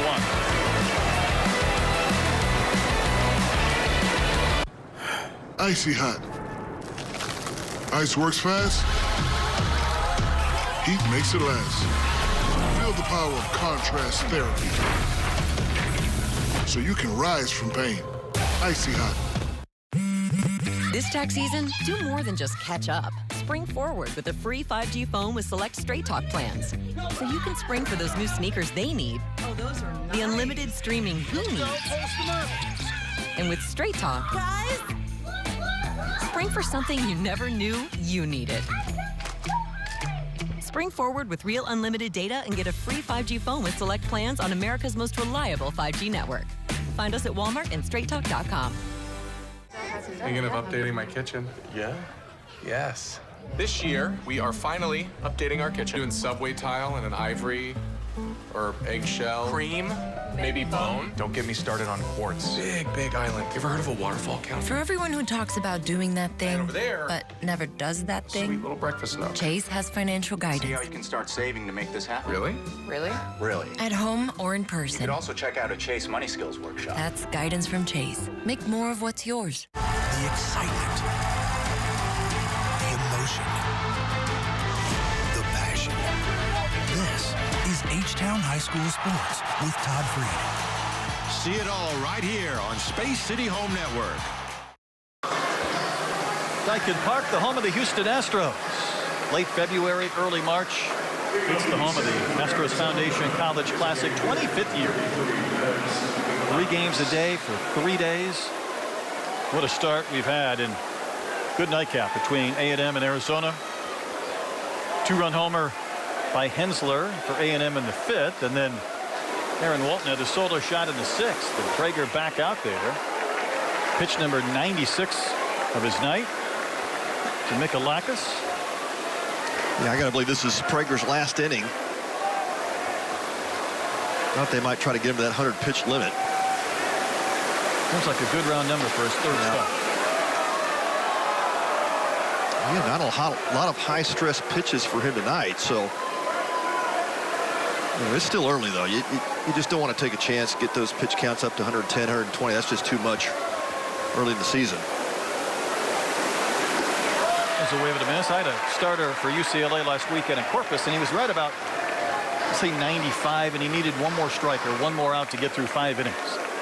And he ended up getting to about 106, 107 because he couldn't get that final out. Wow. You know, foul ball. You don't want to take him out in the middle of a long sequence, and then all of a sudden you're like, now I'm stuck. Yeah, that's right. Got to let him finish the hitter. It's outside, 2-2. But Arizona would like to put some pressure on Prager to get him out of this inning. In their opening game of the season, they went to Arlington, big league ballpark, faced an SEC team, lost 2-1 to Ole Miss. SEC team, big league ballpark tonight, trailing 2-1. But still time to work. High pop-up in the shallow center. Laviolette waiting for that one to come down.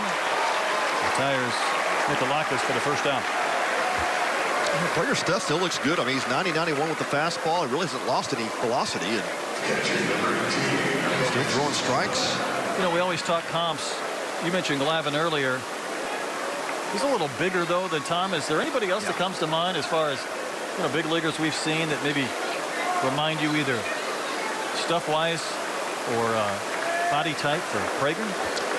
Yeah, I'm struggling a little bit. I mean, you know, stuff reminds me of like kind of Kershaw type stuff, you know, and of course doesn't have the funky, herky-jerky mechanics, but that's going to be it. Yes, they did keep him right at 100 pitches. Even 100.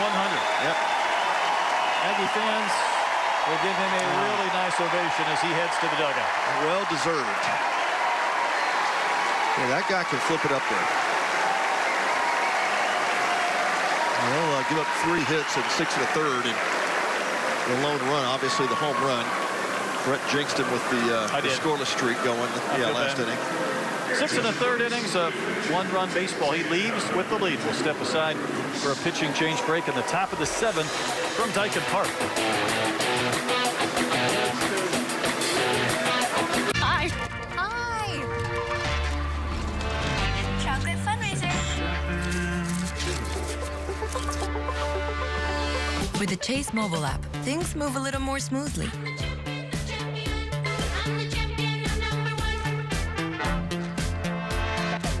Deposit checks easily and send money quickly.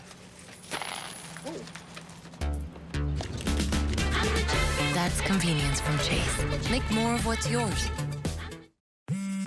This tax season, do more than just catch up. Spring forward with a free 5G phone with select Straight Talk plans. So you can spring for those new sneakers they need. Oh, those are nice. The unlimited streaming he needs. And with Straight Talk, guys, spring for something you never knew you needed.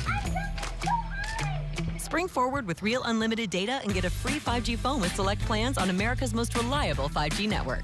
Find us at Walmart and straighttalk.com. If you're traveling to be surrounded by nature, don't end up surrounded by hotel. Excuse me, coming through.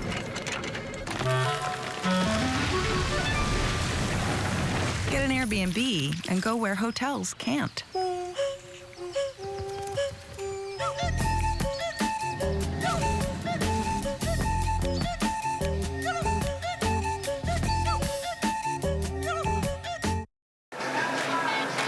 Prager's night, done after 100 pitches, and I would say, Pat, he comes as advertised. Yeah, he fulfilled every expectation we had, and man, just nasty stuff. Slider, changeup, the fastball, the sinking fastball. And what's so impressive, though, is just constantly working ahead of hitters. Just making it look like a walk in the park at times. These are some really good college hitters for Arizona. Berger just slicing and dicing. Always around the zone. You're right, working ahead of these hitters. Did have a couple of walks in the fifth after he had set down 12 in a row, and that was really the only blemish until that solo homer by Walton in the sixth. Yeah, he is really impressive. He's that elite Friday night starter that the Aggies need. They'll have to lean hard on him, just trying to set those weekends up right. New pitcher is Brad Rudis. Facing Adonis Guzman, who has an infield hit and 2 at-bats. 5 2/3 innings of work. Rudis has been really big and big-time moments for the Aggies. Last year had a great College World Series, and you can see the stuff. That sweeping slider is just nasty. Umpire Alex Ziegler signals a ball, I believe, instead of a strike. Is that a pitch timer violation? I didn't see the clock in effect there. I'm not sure what he called. Michael Early out for a conversation with our plate umpire, so he quickly bounced out from behind the dish and turned around to the press box and pointed up. So I'm not sure if, again, that timer was winding down. It's really not been a factor tonight, so you kind of get away from watching it. Certainly early in an inning. Yeah, I mean, Rudis works pretty fast. So I'm not sure what the ball signal was. It must have been the clock, but yeah. Yep, timer counting down.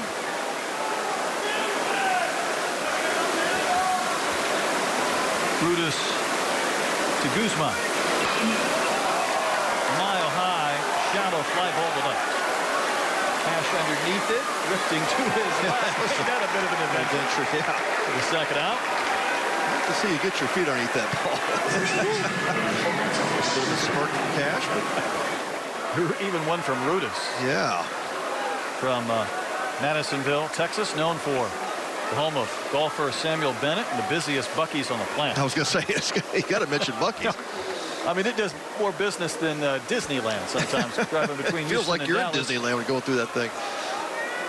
Yeah, Rudis is nasty stuff, though. I mean, you see the sweeping breaking ball he has, and then going a little bit tighter than that. It's a slider, and then the fastball sits low 90s, but you can imagine that low arm slot gets a lot of run with the fastball. So you go from an outstanding lefty to a slinging right-hander. Yeah. It is a contrast, to say the least. Yeah, great piggyback scheme there for Michael Early, and I'm sure his pitching coach Jason Kelly. They sit down and they map these things out, right? They don't always go according to your plan, but you can imagine this would be a pretty good combination going forward. You got Prager from the left side, you got the slinger from the right side coming in behind him. It's two completely different looks. Worth mentioning, Jason Kelly was a head coach. Yeah, Washington for a long time. Yeah. Was at LSU before that, so a lot of experience in this league, and even a guy that knows what it's like to be in that the big chair. Well, good to have a guy like that in the dugout with a head coach in his first year. Thinking about guys that leave head coaching positions to come back to this SEC conference. Try and win a national championship. Bases empty, 2 outs. Prager no longer in the game. Good pitch. Gave it a miss. Well, in baseball, such a game of relationships. We talk about that all the time, Brett, right? You look at connections, and, Michael Early was the hitting coach with Tracy Smith when he was at Arizona State. That's where he got connected, with Jason Kelly. Worked with a guy named Spencer Torkelson, #1 pick in the draft. Arizona State. Cat's gone full to Spling. Brutus really closes off that stance, hides that baseball, and then misses ball 4. So a 2-out base runner. That's the second time that Spling's walked tonight. Long ball here would put Arizona in front for the first time. The bottom of this lineup has struggled a bit for Arizona, and a lot of talent there. It's kind of coming up. Breifogel, really solid, just a great athlete, future star in this league, but just a little bit of a struggle getting out of the gate. Breifogel has struck out twice, both times looking. And that one's in from Brutus. Good on a relief to Sinner. Brutus had a brother, Matt, who played baseball at TCU, and Sam Houston, his father, played baseball at TCU, so it's the family business.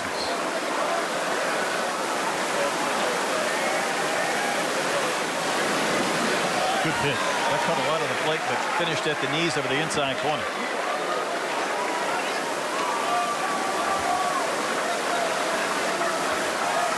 All 3 runs in this game have come on homers. A 2-run shot, a solo shot, that's it. 6 combined hits. Maybe another. That one's going to hang up. A liner finds Keel. Good contact from Breifogel, but the inning ends. Wildcats strand a runner. Stretch time in Houston. 2-1. Aggies in front of the Wildcats.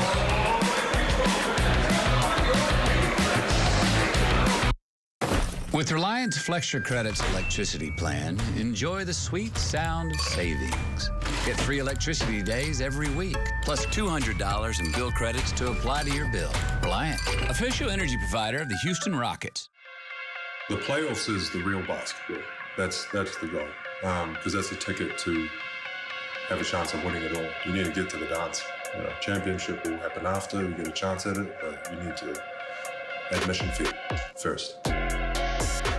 Been watching the playoffs since I was 6 years old, 7 years old. So me being in that environment, me being on that stage is something that I dream about, and it'll be a big deal, and it's definitely our main goal for the season.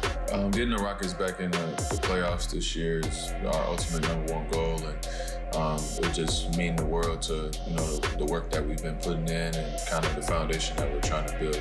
It would mean one of my goals coming true. It would mean the world to me. It would mean the world to Houston. It would mean everything to me. I mean, since I got here, that's kind of my goal. It's not just to get to the playoffs, but try to bring a championship to Houston. We're gonna make the playoffs this year, no matter what.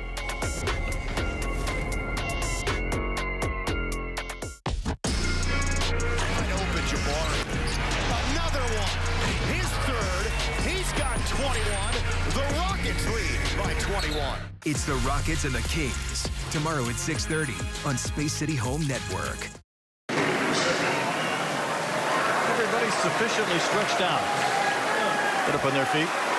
Staying deep in the heart of Texas. Tomorrow we'll start it off with Tennessee and Rice. 11:05 Central Time. First pitch. I'll be here. You'll be sleeping. Correct. On both.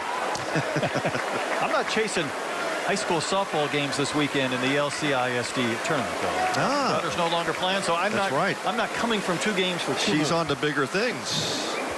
So you're stuck with me. I might be here watching a little bit. I just won't be working with you game 1. Terrence Keel, the second, leading off. Is 2 runs enough to win this game, Pat, or are we going to see more activity down the stretch? Man, it's runs have been at a premium tonight. Hard to come by. Great pitching. Way to miss. Didn't take Hintz long to pick up the K to begin the 7th inning. That's his 3rd since coming on in relief back in the 5th inning. Yeah, Hintz has been sharp out of the pen, other than the 2-run home run. And even that came after Laviolette hit the pop-up that ended up falling untouched in foul territory that would have ended the inning. Should have been the 3rd out. That's the stuff that will just drive a head coach crazy. Just keep you up. Yeah. Big-time pop-up off one of the better bats in the country, and you just let it fall to the turf. Hintz 1 for 3. Had a couple of of times he's taking swings where he's almost kind of spinning a little bit towards Yeah, he is. Yeah, first base dugout. Front side is flying open.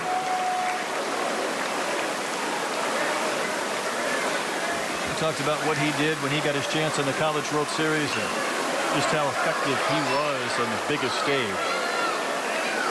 Better swing that time for Kent.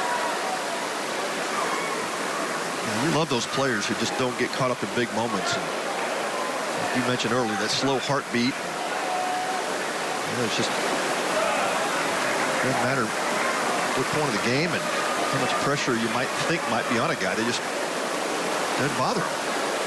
You ever played a ton, though, and you go to Omaha and you go 10 for 24, knock in 7 runs? I mean, you lived up to the billing. Yeah. It's going to be a tough play for White. Comes through it, makes the effort to retire. Hayden Kent used his footwork to get the true bounce and get the second out of the inning. Yeah, that was not an easy play, coming across in his position and having to come in on the ball. To get his footwork reset real quickly, makes a strong throw. Kent can get down the baseline. Like the big hop or the short hop? Yeah, that's right. Use that footwork in order to kind of cover some ground and get to that spot.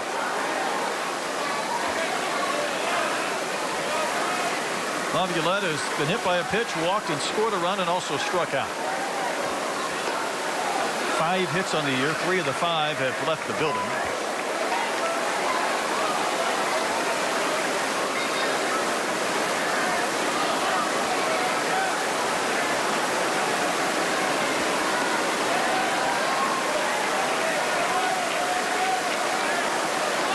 He's just not seeing the ball as well at the moment. I mean, he missed a fastball. It was back in that 3rd inning. The strikeout. Yeah, that was the sequence. Yeah, it was right down the middle. It's like he just doesn't miss those pitches. And then you get one dotted for a strike, too. Backdoor sweeper. That's been an effective pitch for Hintz. I'll go right back to it. Hintz looking for a perfect 7. Trying to maintain this 1-run deficit. A little bit up, a little bit out.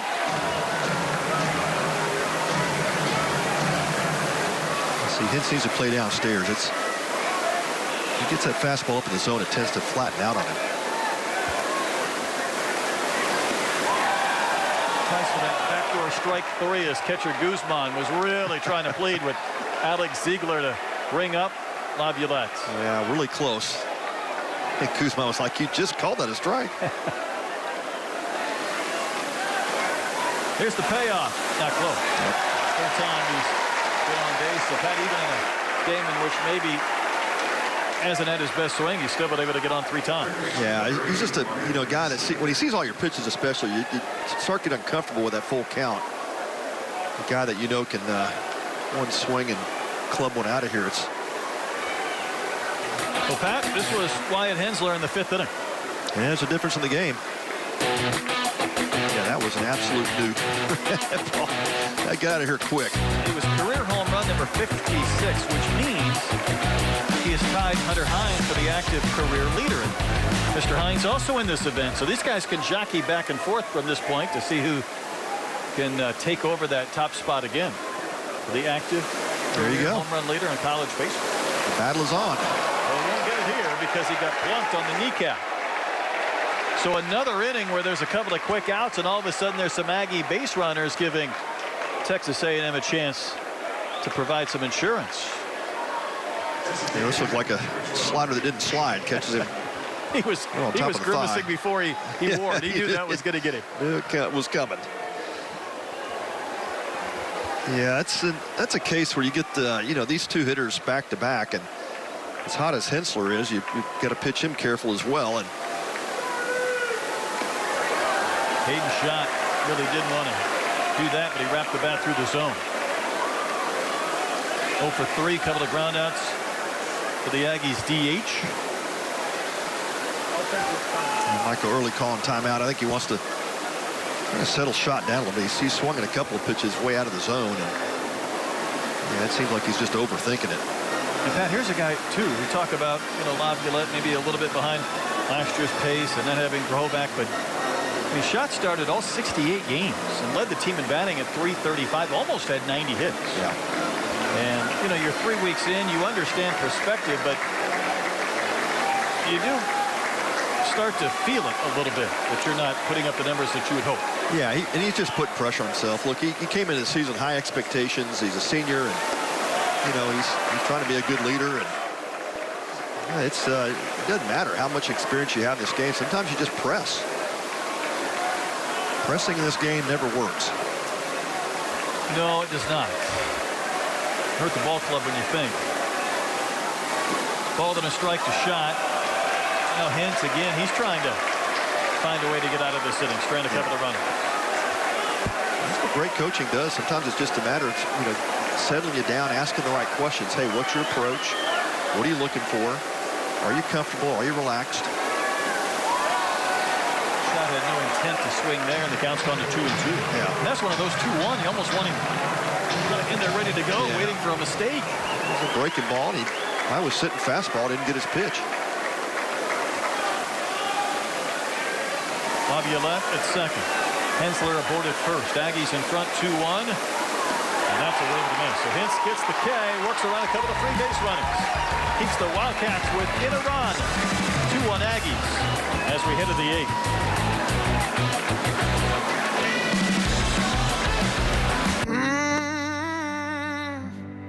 Here for you. I'm gonna be right here for you. Don't you have no fear. I'm right here for you. I'm right here for you. I'll be here for you when you need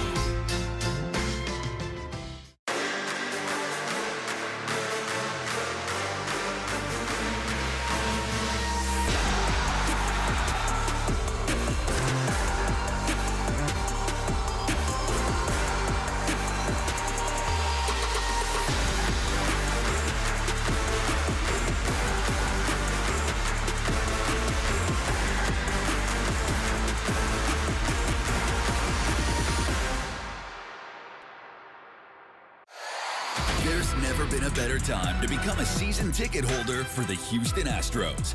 The average season ticket holder enjoys 45% savings over single game ticket prices, plus significant savings at the team store with exclusive season ticket holder discounts. Along with exclusive experiences and events, season ticket holders get priority access to postseason tickets. Become a season ticket holder today. Visit astros.com/season tickets for more information. Totals almost identical with one glaring exception. Aggies have that one-run lead as we go to the 8th inning. 6 outs with which to work for the Wildcats. Brutus back to the mound will face Matisse Miron, the 9-hole hitter. Big 12 newcomer of the week. Coming off hip surgery in the offseason, so get a shortstop playing third base, batting 9-hole, but he's put up good numbers. Yeah, flips him around to the left-hand side first time tonight.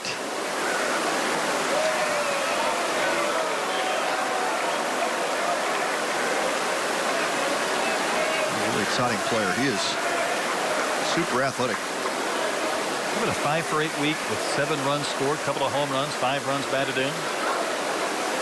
First French-born and raised player in NCAA Power Conference history. How about that? He has a younger brother playing at the JUCO level. Matisse himself played at Cochise, and you're talking about a junior college way down south in Arizona, not far from the border. And get an opportunity to play a lot of games and a bright future ahead for Matisse. Wave to miss. Brutus gets the K to retire the leadoff hitter here in the 8th inning.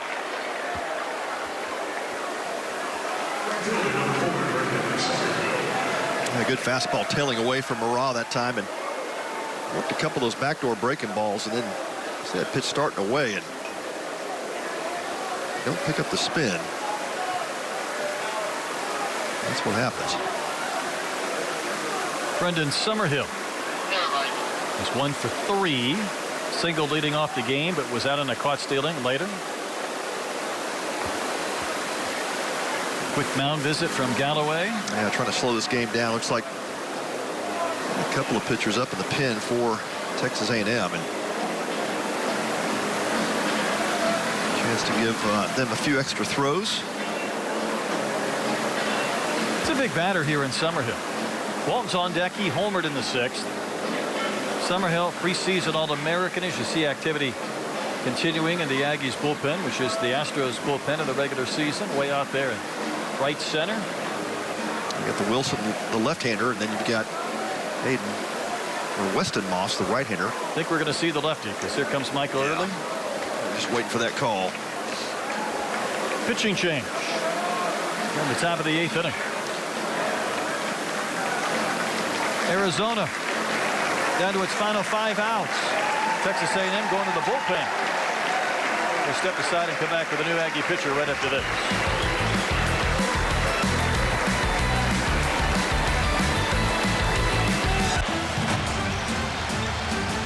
Some people just know they could save hundreds on car insurance by checking Allstate first. Like you know to check the game is actually over before you storm the court.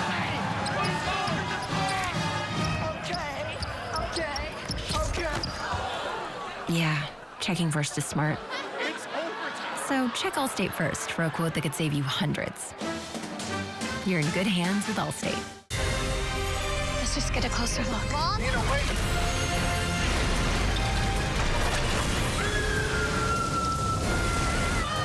Five immersive worlds.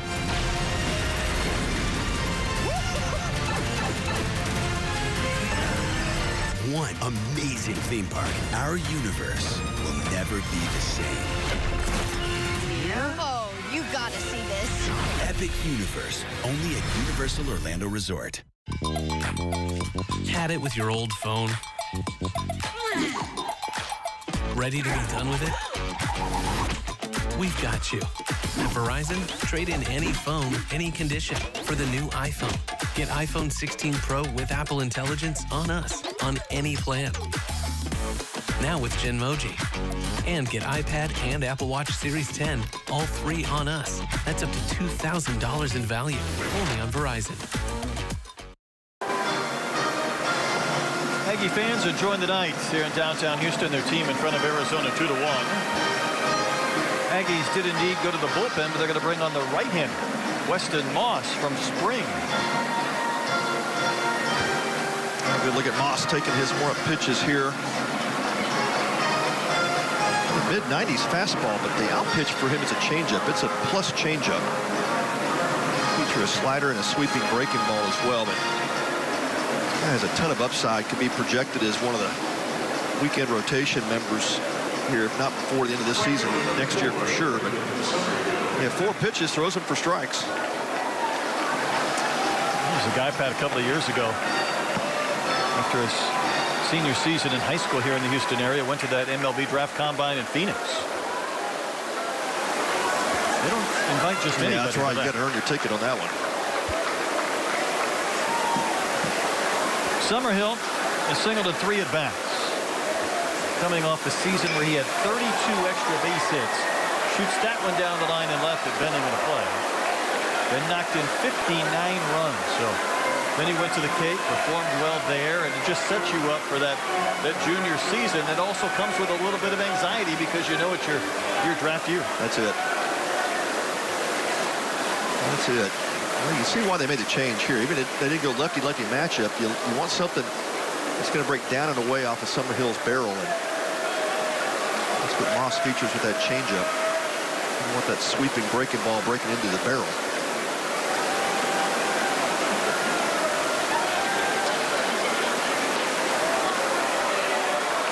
The pitch just misses outside.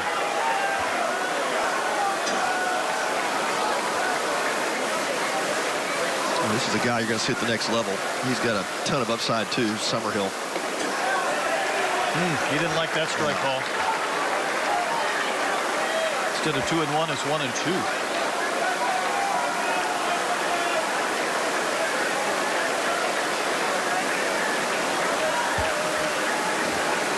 Moss from that full windup.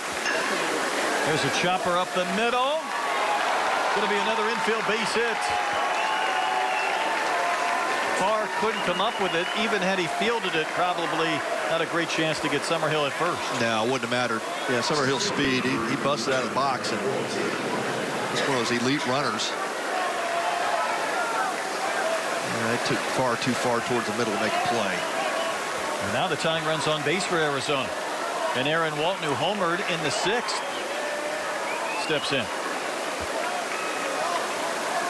And this lineup gets turned over again. This is where the production comes. It's top of this Wildcat lineup.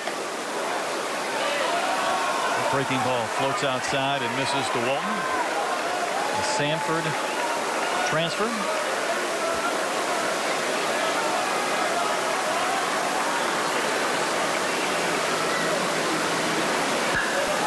Smoke, but foul.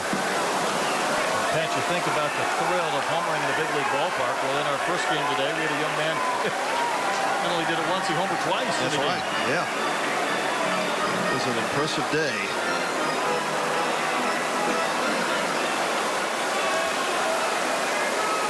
And it was Keelan with 2 home runs earlier for Tennessee. 3 hits, couple of home runs. And Tennessee's 5-2 win over Oklahoma State.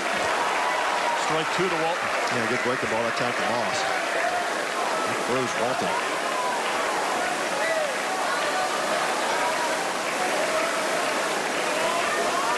Even a ball to the gap could tie up this game. Yeah, last time Walton stayed back and drilled that breaking pitch. I think when you're up in the count here, 1-2 count. Good idea to throw a fastball. Just try to get it above his hands. Pitch timer winding down. Go to first instead. You know, the one thing when you finish out last baseball season, you're watching the World Series, the playoff games, and then you start this year with the college game, your mind says, wait a minute, they're throwing to first over and over again compared to the limit you have at the big leagues. There's such rule in college.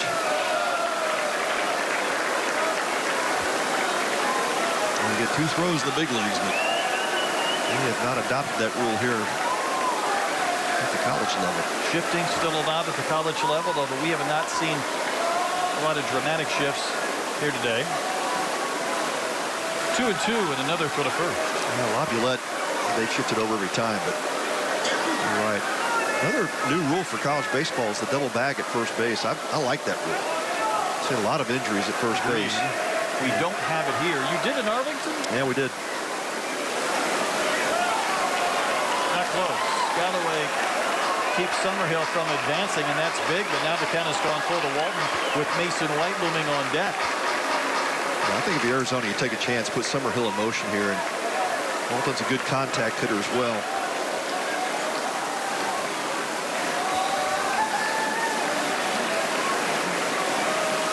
Summerhill draws another throw. Back in diamond.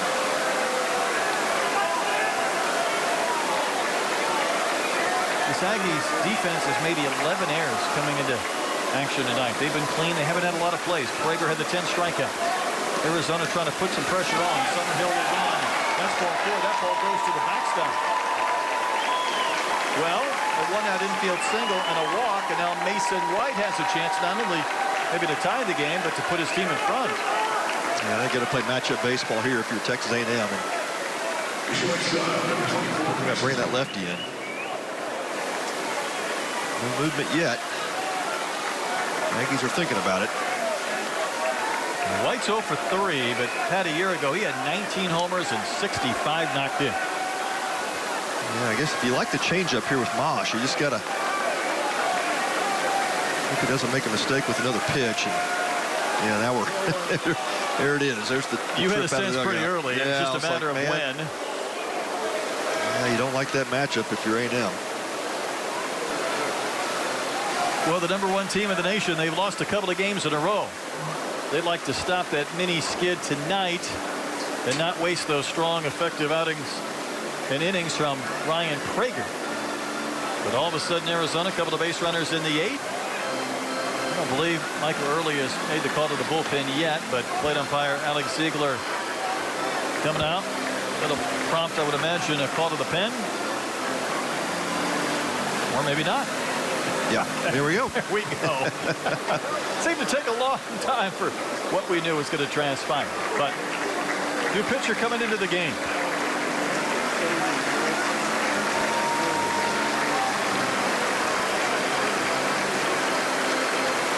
Caden Wilson will be the new pitcher. Will step aside and come back. Big inning for the Wildcats. 2-1. Aggies maintaining their lead.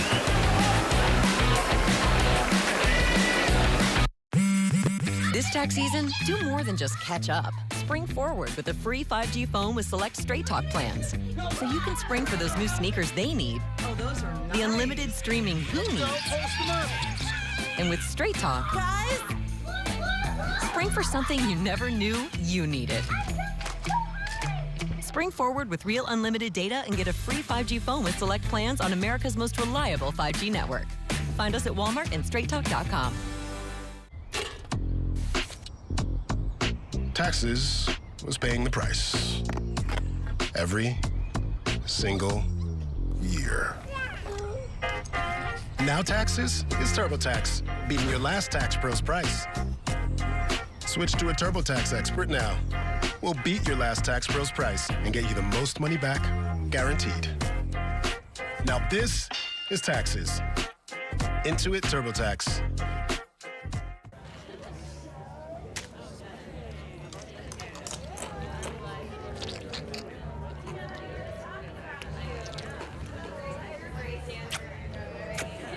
How do you sleep at night?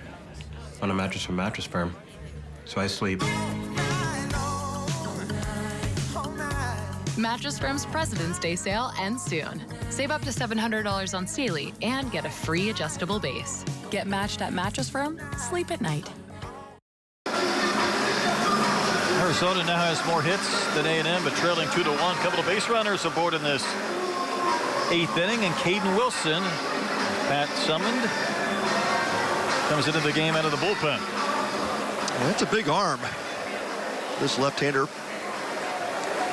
Fastball, it's 94, 97. Breaking ball is mid-80s and changeup in the low 80s. And Wilson is one of those guys that can go any role. He could be kind of a swing man, you know, go long for you if need be, and also looked upon to be a potential sit-up guy or closer. Got that kind of stuff. Another guy from what a baseball background. Brother Kyle had 6 years in the Mets organization. Father Sean played as well, pro ball.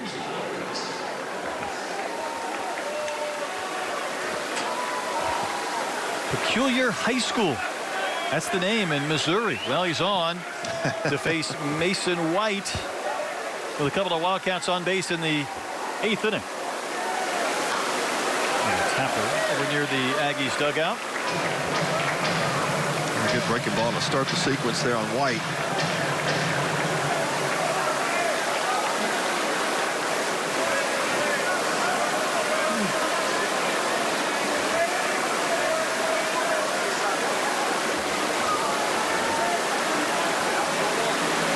Good pitch for a strike on the outside corner. Part of the characteristics of this ballpark, sometimes it can be hard to score a runner from second on a hard base hit to left or right when the outfielders creep in. But, Pat, they're both fairly deep. Yeah, the base hit should tie the game. Yeah, it should. I think they're just trying to keep anything in front of them. That's a swing. Indeed it is. White carved up. Wilson gets a big second out of the inning. That's huge. Yeah, Mason White, a great hitter, and we talked about trying to cut down those swings and misses, and he just cannot hold it on that breaking pitch. Good job by Wilson to get ahead and then throw that kill pitch down below the zone.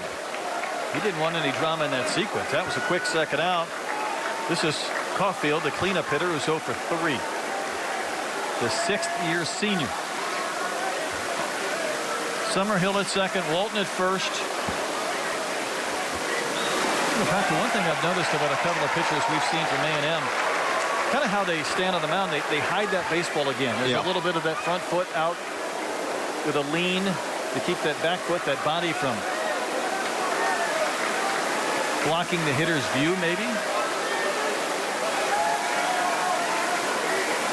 It's hard to find a baseball. Yeah, it is. Yeah, he hides it well.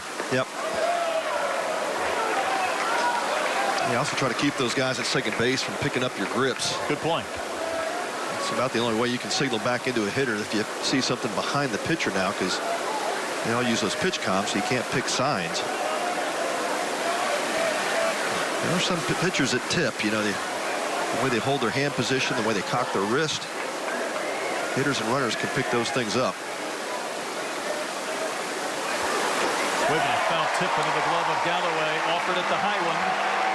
95, just blew it right by him. Well, this partisan Aggie crowd up on their feet, trying to will Wilson to the final out of this 8th inning to strand a couple of Wildcats on base. The pause before the 1-2 pitch, not close. Galloway really had to lunge up to catch that baseball. Yeah, just tried to overthrow that fastball. Can't get caught up in the moment.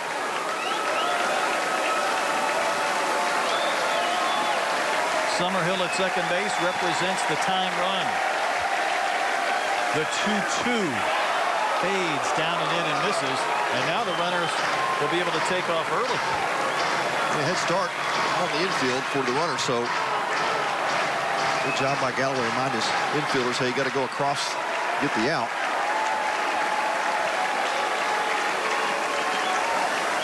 And Caulfield again. We talking about just the patience of a hitter. Chance to be a hero here. Biggest moment of this game. Runners take off, pay off. Did he offer? Yes, he did. Said Doug Williams at first. That's strike 3, and Wilson strands a couple of runners. Yeah, pitched well outside the strike zone, and goes with his fastball. Caulfield can't hold up. I'm going to look at it. Yep. Hard to check on those high pitches. Wildcats strand a pair. Aggies maintain a 1-run lead.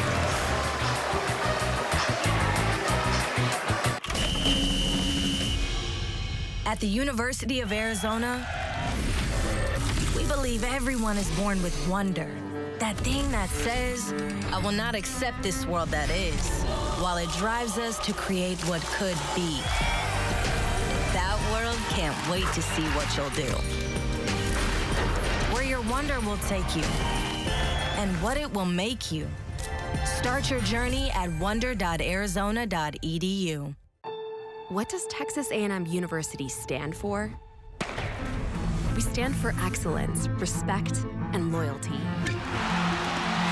We stand for leadership, integrity, and selfless service. We stand for 4 straight hours. We stand up for others. We don't stand by, and we won't stand still. At Texas A&M, we know what we stand for. Come stand with us.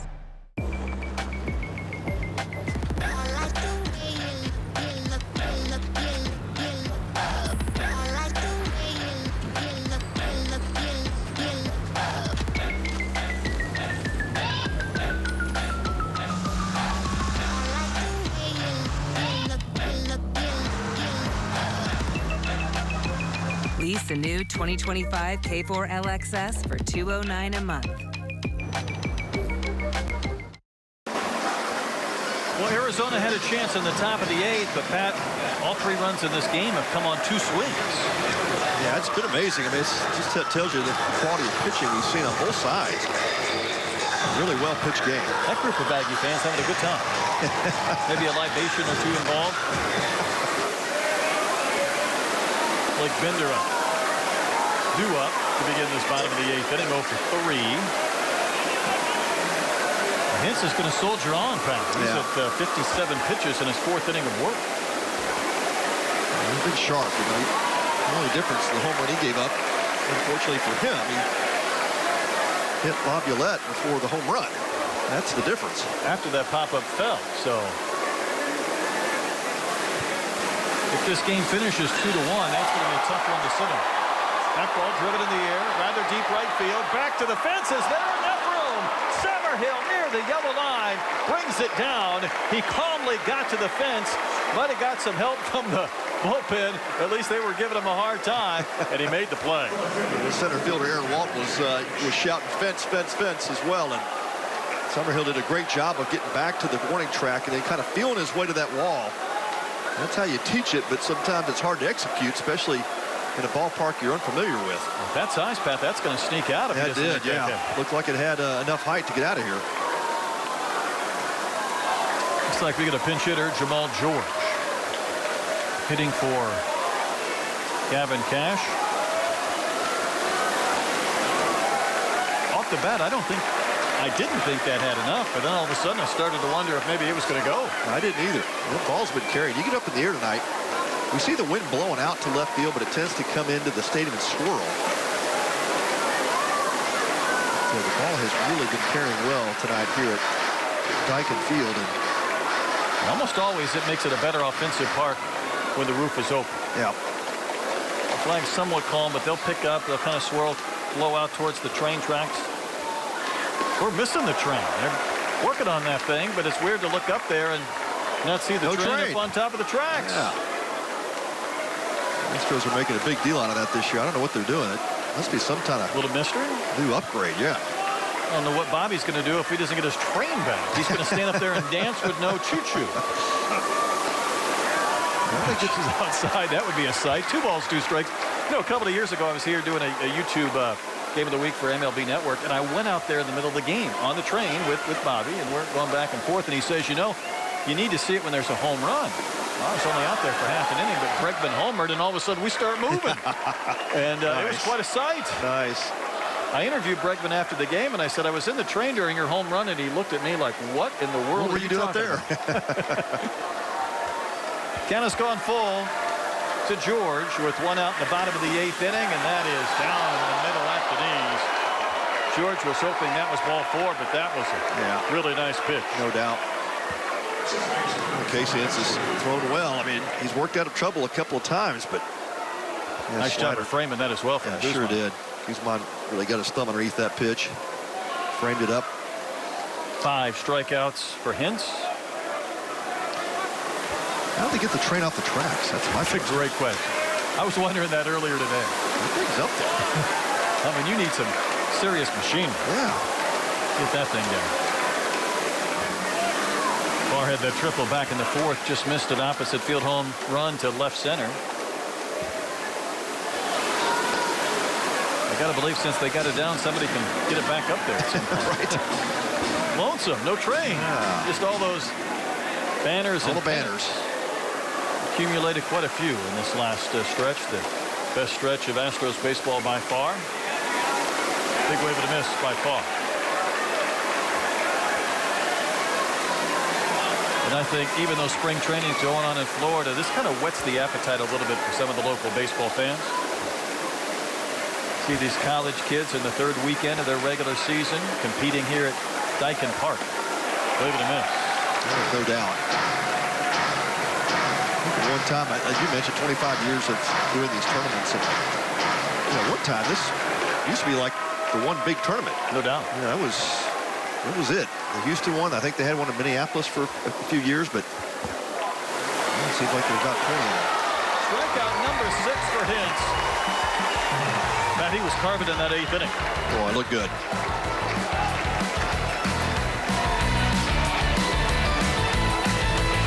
I recently helped a couple buy their dream home even before selling their current one. HomeLight's Buy Before You Sell program was a game changer. They were able to buy and sell on their own schedule. It was so easy and they were thrilled.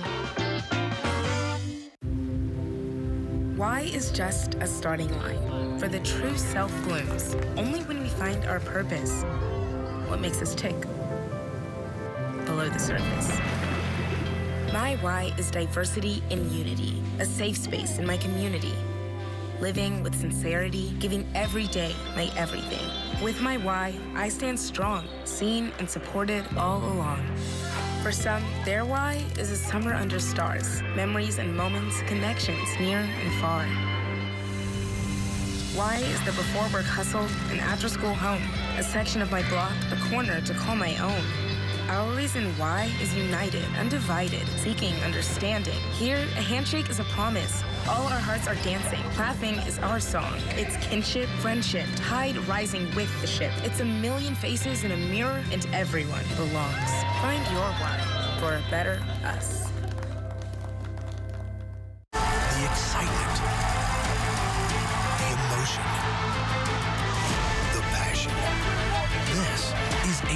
high school sports with Todd Freed. See it all right here on Space City Home Network. For the Wildcats, hoping for a run or more in the top of the 9th inning. Got the solo homer from Aaron Walton in the 6th to make it a 2-1 game, but that's it. And Wilson got a couple of strikeouts, Pat. The 2 batters he faced in the 8th. Now he gets a fresh inning. Yeah, big time save opportunity for Wilson. Mikolakis leading off, 0 for 2 with a walk.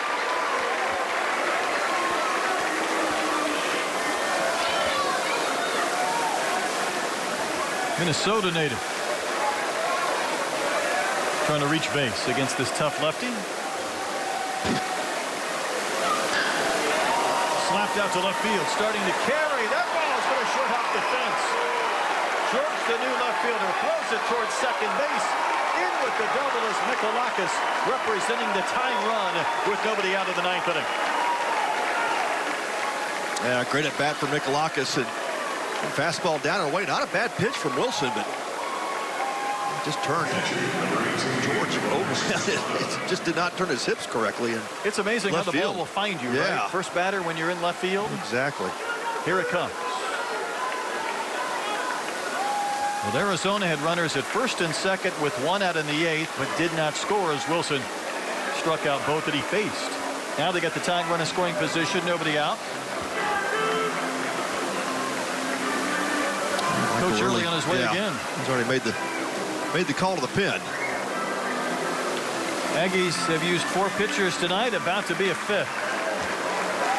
Fun game.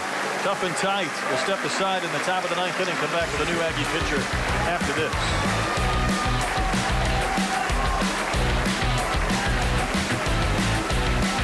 Thinking of updating my kitchen? Yeah. Yes. This year, we are finally updating our kitchen. Doing subway tile and an ivory or eggshell. Cream, maybe bone. Don't get me started on quartz. Big island. You ever heard of a waterfall counter? For everyone who talks about doing that thing, over there, but never does that thing, sweet little breakfast nook. Chase has financial guidance. See how you can start saving to make this happen. Really? Really? Really. At home or in You person. could also check out a Chase Money Skills workshop. That's guidance from Chase. Make more of what's yours. Consumer Reports ranks car brands on more than 50 road tests, reliability surveys, owner satisfaction surveys, and safety ratings from IIHS.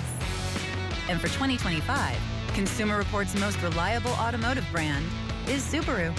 It's no surprise they also named Subaru the best overall automotive brand. Safe, reliable, trusted, loved.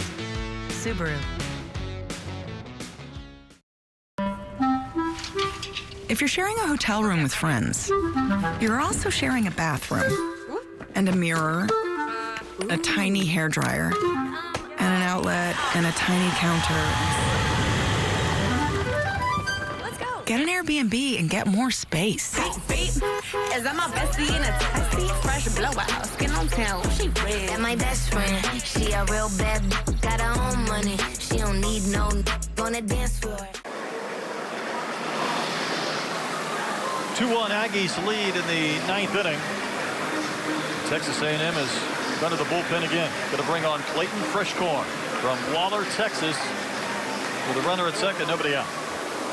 Yeah, big time arm out of the bullpen for the Aggies, and a transfer from McLennan Community College, but one of the better arms of the staff. You'll see the fastball mid-90s. He'll touch 96 with it.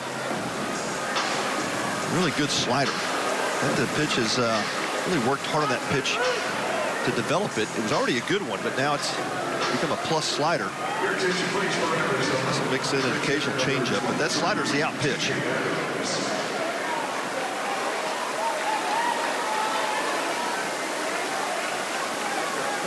His last appearance, he gave up a couple of hits, 3 runs, and a homer in an inning of work against Cal Poly. TJ Adams to hit for Arizona. He squares the bunt, pops one straight up, and the catch will be made by Binderup, even though his catcher Galloway ran into him. But Arizona doesn't get the bunt down and gifts the Aggies the first out of the inning. Yeah, it was a high fastball, good call by the Aggie coaches, feeling that may be the play. Adams up there to bunt. That's the pop-up, and just lack of communication between Pinderup and Galloway. Good thing he's about 6'5". That could have had a bad ending for Texas A&M. Tommy Splana's walked twice. He walked to load the bases in the 5th, walked in the 7th, basic to tie the game. Sucks one to left. George won't get there. But Mikalakis broke late. He didn't read that ball as falling and only advances to third. Yeah, you can call it a base run mistake. Mikalakis just wasn't sure if that line drive was going to get down or not. But certainly cost Arizona a potential run. I'm wondering, Pat, did he lose the baseball? Did he not see it, or did you just think that ball was going to be caught? You see George backing up. Yeah, he started backing up on it. That's what Mikalakis read, was he saw George coming in to possibly make the play. Didn't want to get hung up at second base had he made the catch. And because if he's running, he walks home with the tying run. Yep. Well, the double play is in order for Texas A&M, so that was huge. Tell you what, Easton Greifvogel has come to the plate with the bases loaded in the 5th and a runner on base in the 7th and runners on the corners in the 9th.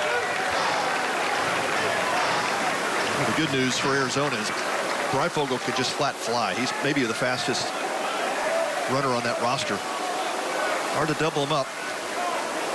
The Yankees are going to play middle back and corners in. Would you consider some type of slant bunt? There's a chopper to short. This will get the run home. With the bobble. Can't make the play. Mikalakis was going to score anyhow. And this game is tied at 2 in the 9th inning. Yeah, that's the danger. I mean, you have the infield in. Do they prevent the run on that ball? Probably. They were going to play middle back and try to shoot for the old play, and it just didn't work out. Because you're worried about soft contact sometimes, right. And that's exactly what Greifvogel provided. He'll get a base hit, he'll get an RBI. And now the Aggies go from trying to maintain this lead to trying not to fall behind. Arizona's never led in this game. Mira, the French infielder, takes the pitch down for a ball. Check swing there. They're not going to check it, but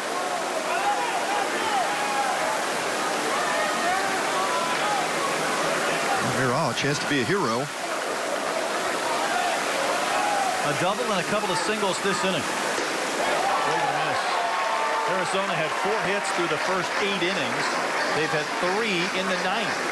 And they've tied up this game against the #1 ranked Texas A&M Fighting Aggies, trying to hand them their 3rd straight loss.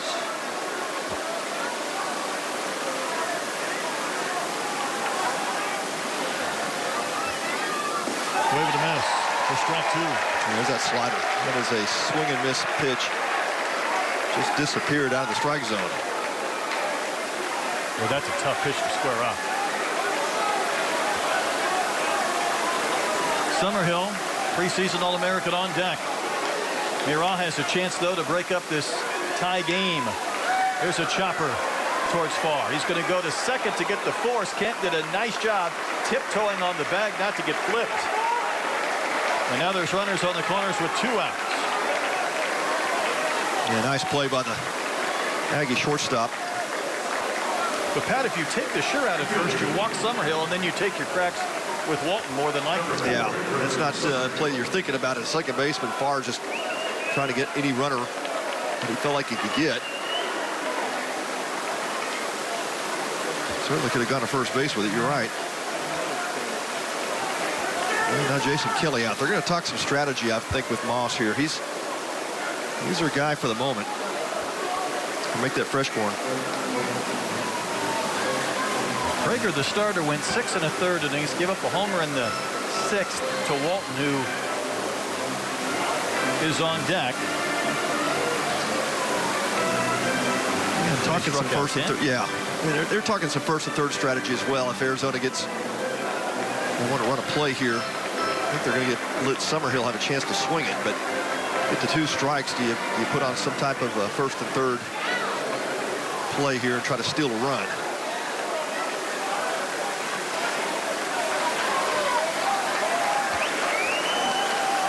Summerhill has a couple of singles.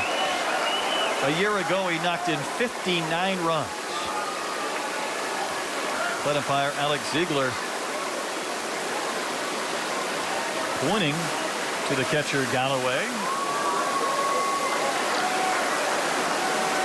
They're having a conversation about charging a timeout to the Aggies. So what that prevents is, the pitcher from stepping off and getting a new clock. That was the disengagement in some sense. Yep. Summerhill takes. That finishes down and in. Even though this has been a tight game throughout, once the Aggies got that home run from Hensley in the 5th, they've had that lead. Well, no longer. Yeah, credit to Wildcats. I mean, they just stayed this game. Great pitching from the bullpen Hintz and kept them in it long enough for the offense to get going here in the ninth. A&M just could not get that separation, and now Arizona with the hitter they want at the plate. I'd love to find a way. Ball that is strike to Summerhill. Big leg kick on the pitch. Way to miss. Had the bottom drop out of that one. Just a nasty slider. Pitch has really improved for him. Now do you risk sending that runner from first back? Take a chance. Got your better hitter up there, so. A chopper to the left side. And it takes away from Hensley. The run will score. Arizona's taken a 3-2 lead. Hensley couldn't handle the smash from Summerhill. And Spillane comes across with the go-ahead run. Yeah, Fresh Corn went right back to that sweeper, and Summerhill did a nice job of staying behind the baseball and putting it in play. And unfortunately for the Aggies, Hensley could not come up with it. Had to go to his left. Oh, it looked like it just ticked off the heel of his glove. It goes as a base hit, the third for Summerhill. And he gets an RBI. And Walton, who homered earlier, can now try to provide some insurance for Arizona. Down 2-1 coming into the ninth, now up 3-2. Bear down Arizona. And Walton's homer in the 6th finally got something going. And it took until the 9th inning when Arizona scored again. What a comeback in this Wildcat team. You know, they started out the season 0-3.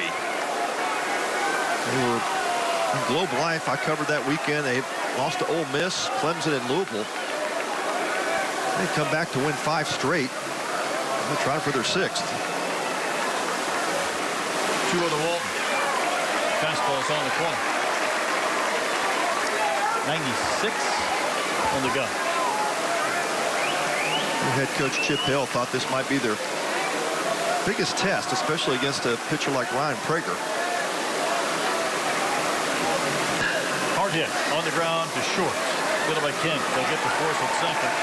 But a couple of runs come across for the Wildcats. String together 4 hits in the inning. Now it's the Aggies who need a run to tie and 2 to win in the bottom of the 9th inning.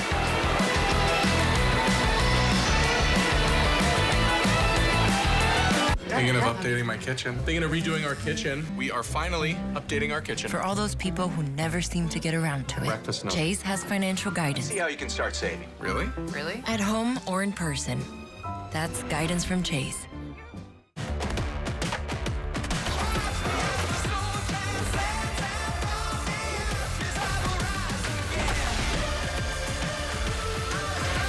Catch Astros spring training action on Space City Home Network. The Texas Children's Houston Open is here. Houston's iconic PGA tournament is back in full swing, March 27th through the 30th, and tickets are on sale now. Get ready for an experience like no other in Memorial Park. The Texas Children's Houston Open is the perfect place to host family, friends, or clients. With general admission, venue hopper, and premium hospitality options available. Visit tchouopen.com/tickets today. Your Houston Astros are back for 2025. Built for the pursuit of a championship. Come experience the energy, the passion, and the unforgettable moments at Daikin Park.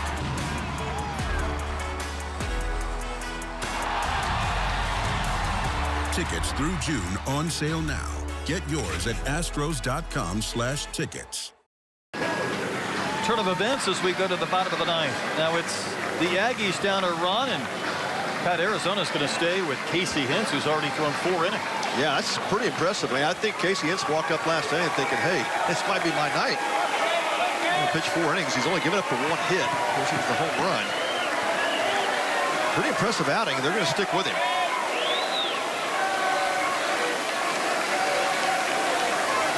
Jacob Galloway, the battery's 0 for 3. It's the 8, 9, and 1 spot, and that is a mile-high fly ball to right center. Summerhill there, a little stagger to his right. That's 1 pitch, 1 out in the bottom of the ninth inning. Yeah, Aggies staying aggressive. If you get down in a game and 1-run game, you're trying to get base runners, and you take a strike or two. But Casey Hintz has been around the plate tonight. He's only walked a couple of hitters. You know what's unique though, Pat, is that Guzman, his catcher, who he worked the first 4 innings with, got pinch hit for. We have absolutely no idea who's catching. Because now we're being told it's Splain. He would covered up that jersey with his chest protector. It is Splain. It is a gear when he came out there, so it's Splain catching. Keel with a chopper to short. Waits for the charge. Gets a nice hot throw.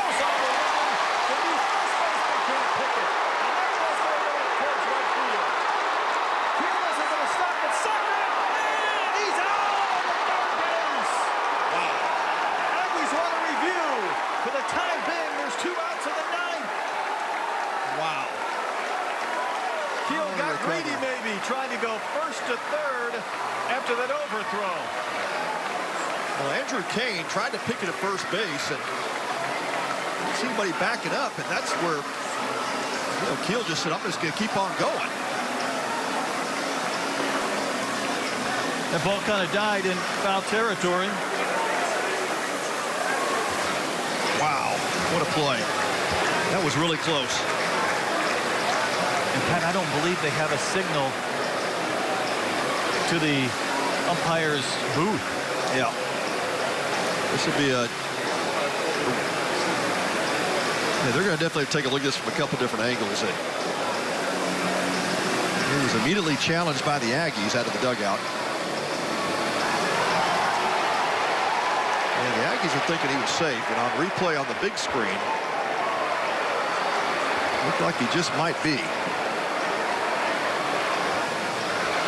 That old swing move might have worked. Yeah, it was a great slide by Keel, and what an aggressive play, though, to try to go from first, all the way around to third base. And there's the tag by Moran. Now, you can't tell on that angle where the hand and the tag is. Well, you can't over-review, you can't overturn it. No, you have to have something more clear than that. Yeah, here's the home plate camera. I mean, if that glove is on that batting glove or that hand before he does the swim move, yeah, he would be out. Otherwise, that left hand was coming to that back tip of the base. Yeah, either one of those angles, it'd be really difficult to overturn this. Eric Gaucher, the third base umpire, right on top of the play. He's in perfect position to see it. But I think it's going to stand. Well, judging from those 2 reviews, I think so too. There's nothing there that suggests you can overturn it. Aggie fans really got excited when they watched the replay on the big board. Yeah, it was a great slide. And look, if he's ruled safe there, it'd be hard to overturn that if you're Arizona, right? So either way, there's no angle there that suggests you could overturn that call from where we're sitting. But what a huge review, because if he's out, then the bases are empty, 2 outs, and the Aggies are down to their final out, trailing by a run. Otherwise, you got the tying run at third with only 1 gone here in the bottom of the ninth inning. That's right. They're signaling to the box here. They can't see the replay.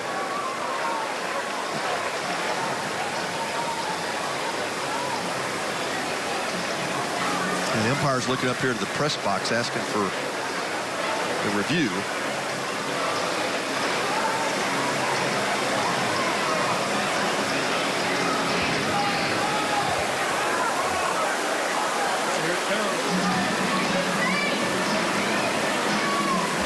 From the previous angle, we were wondering if maybe his hand was tagged. But again, that angle shows that if a tag was made, it was probably more on the jersey. And then the question becomes, That's right. That's what I'm seeing. Was the out recorded or not? Yeah, and the umpires are having an issue right now, just trying to find the right replay. They're trying to work that out, but yeah, Casey Hintz has continued to take warm-up pitches, keep his arm loose. Well, now we got the walkie-talkies out with maybe the headphones not working.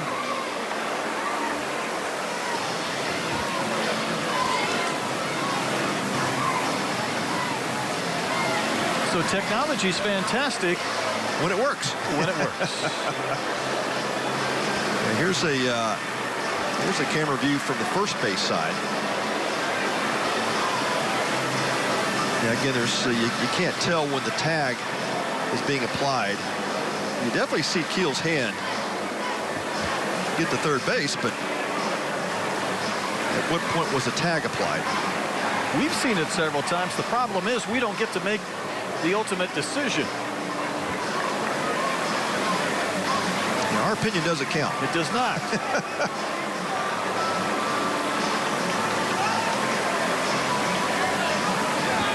What a big call. What a huge review. Oh, it's huge, yeah, because you think, I mean, Keel could have easily stopped at second base. He's in scoring position, right?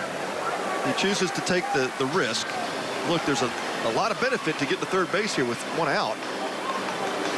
It sets up all kinds of options for the Aggies, but I mean, they've got to have something more definitive to be able to overturn this call than what we're seeing.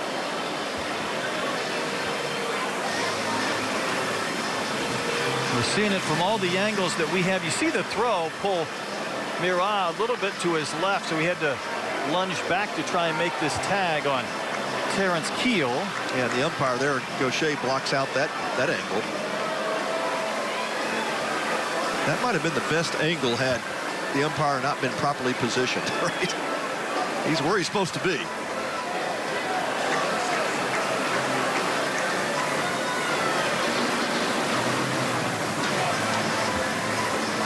And now the home plate umpire, Alex Ziegler's having the conversation with Chip Hale to say, hey, sorry for the delay. We're just having some technical issues here. And Casey Hintz, Pat, has been out there throwing warm-up pitch after warm-up pitch, and he's already thrown 72 pitches in the game. He's thrown a complete game now. Yeah, just warming up here. You see the Aggies' immediate objection, and that doesn't count for much, but regardless, they felt convinced that Keel was safe.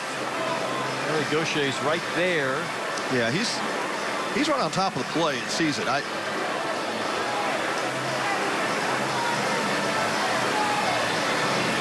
don't want to tell everybody how to do their business, but if the technology is working, there's going to be a backup form of communication. And right now, the weight is these Aggie fans stirring a bit, and this obviously is.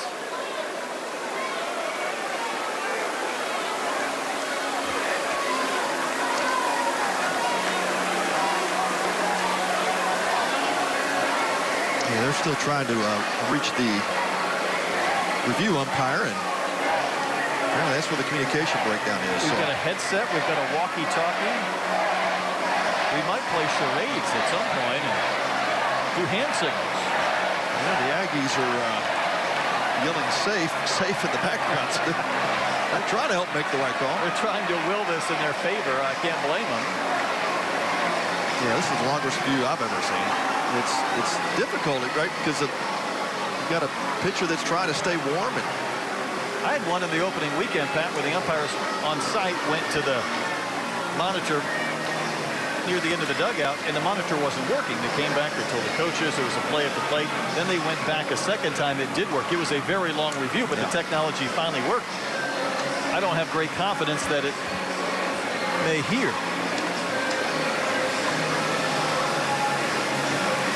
And again, you feel for Hintz because he's kind of powerless right now. Yeah. What he can do. All he can do is keep throwing pitches, and it's like the coaches are going, man, the guy's up to 30 pitches warmed up.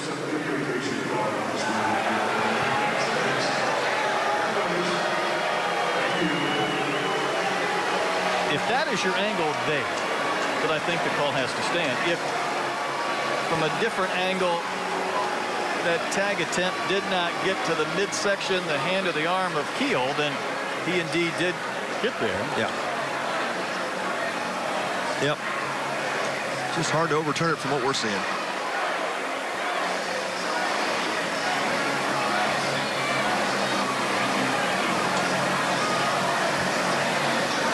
If the call stands, the bases are empty with 2 outs in the 9th, and Arizona still up by a run. Otherwise, the tying run's 90 feet away with 1 out.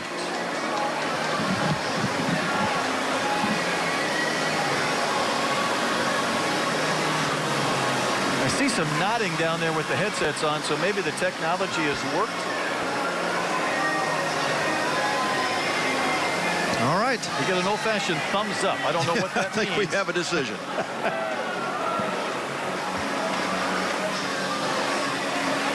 I'm not sure if there is a carrier pigeon available at this hour of the night. One that could swoop down from the press box. Yep. Crowd's not going to like this one.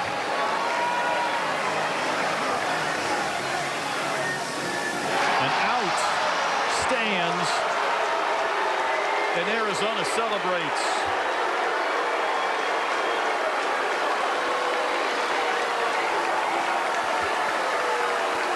But the Aggies still have 1 more to go. Yeah, he called the game. Obviously, it's one of those ones you almost flip a coin with if you're watching at home. And obviously, it just depends on which color jersey you have on this way you're rooting for that call. Well, for Texas A&M with Caden Kent in the box, they really want to get Laviolette up to the plate with a chance to win it. Kent has singled in 4 at-bats. A couple of groundouts as well for Caden. Next pitch for Hintz will be his 75th in relief. Entered the game in the 5th. Fouled right back to the screen. And that's not including the 30 warm-up pitches he took. There's no doubt. With that review going on. He'll be given a hit. Then the error allowed him to go to second.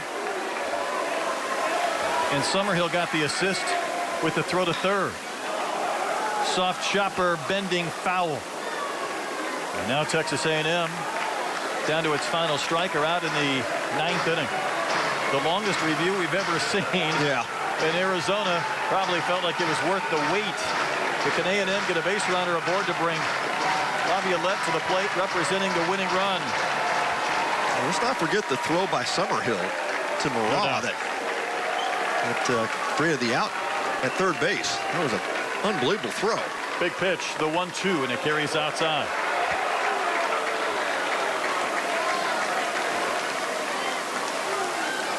What an outing for Casey Hintz if he can close this out.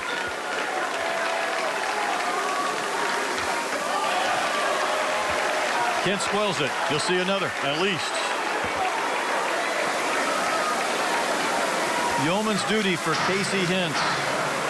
2 pitches away from reaching 80 in relief. Gave up the 2-run homer, but it came with 2 outs after a pop-up fell in foul territory that should have been caught. Arizona scored 2 in the top of the 9th. The 2-2. A flare to right center. That's a base hit. Kent will keep the game going, and he will bring Laviolette to the plate, and the most dangerous power hitter in the country has a chance with a long one to win it for the Aggies. Well, this is what the Aggies hope for, to try to get Laviolette up to bat here in this situation. It looks like Arizona's going to stick with Hintz. Well, Hintz has not retired Laviolette. He's hit him and walked him. That one came in. Did it hit him? It did not. Did he swing? He did not.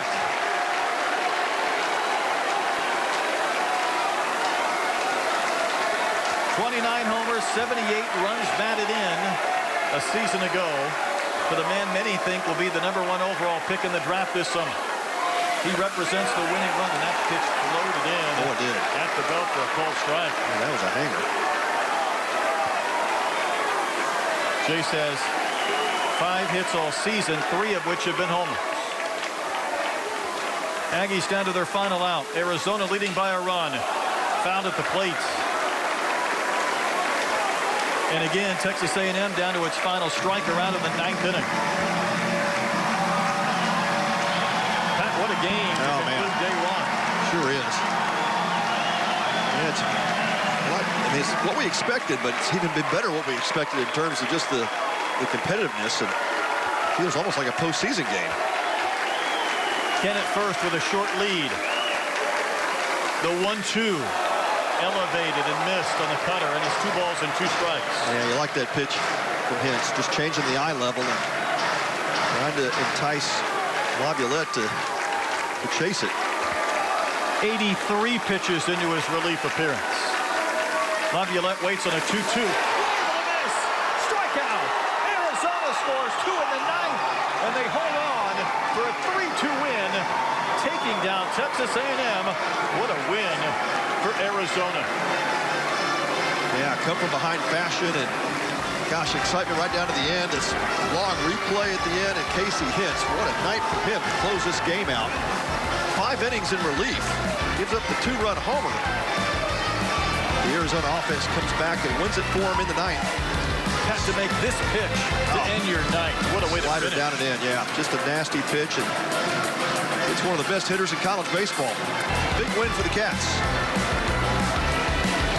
It concludes day one here from the Astros Foundation College Classic. For Pat Combs, I'm Brett Dolden, and our entire crew thanking you for tuning in. Once again, Arizona takes down Texas A&M 3-2. Thanks for joining us. We'll see you tomorrow morning on day 2. Your final totals are from the big order. Arizona, 21, Phoenix, Texas A&M, 2 runs. Hi. Hi. Chocolate fundraiser. With the Chase mobile app, things move a little more smoothly.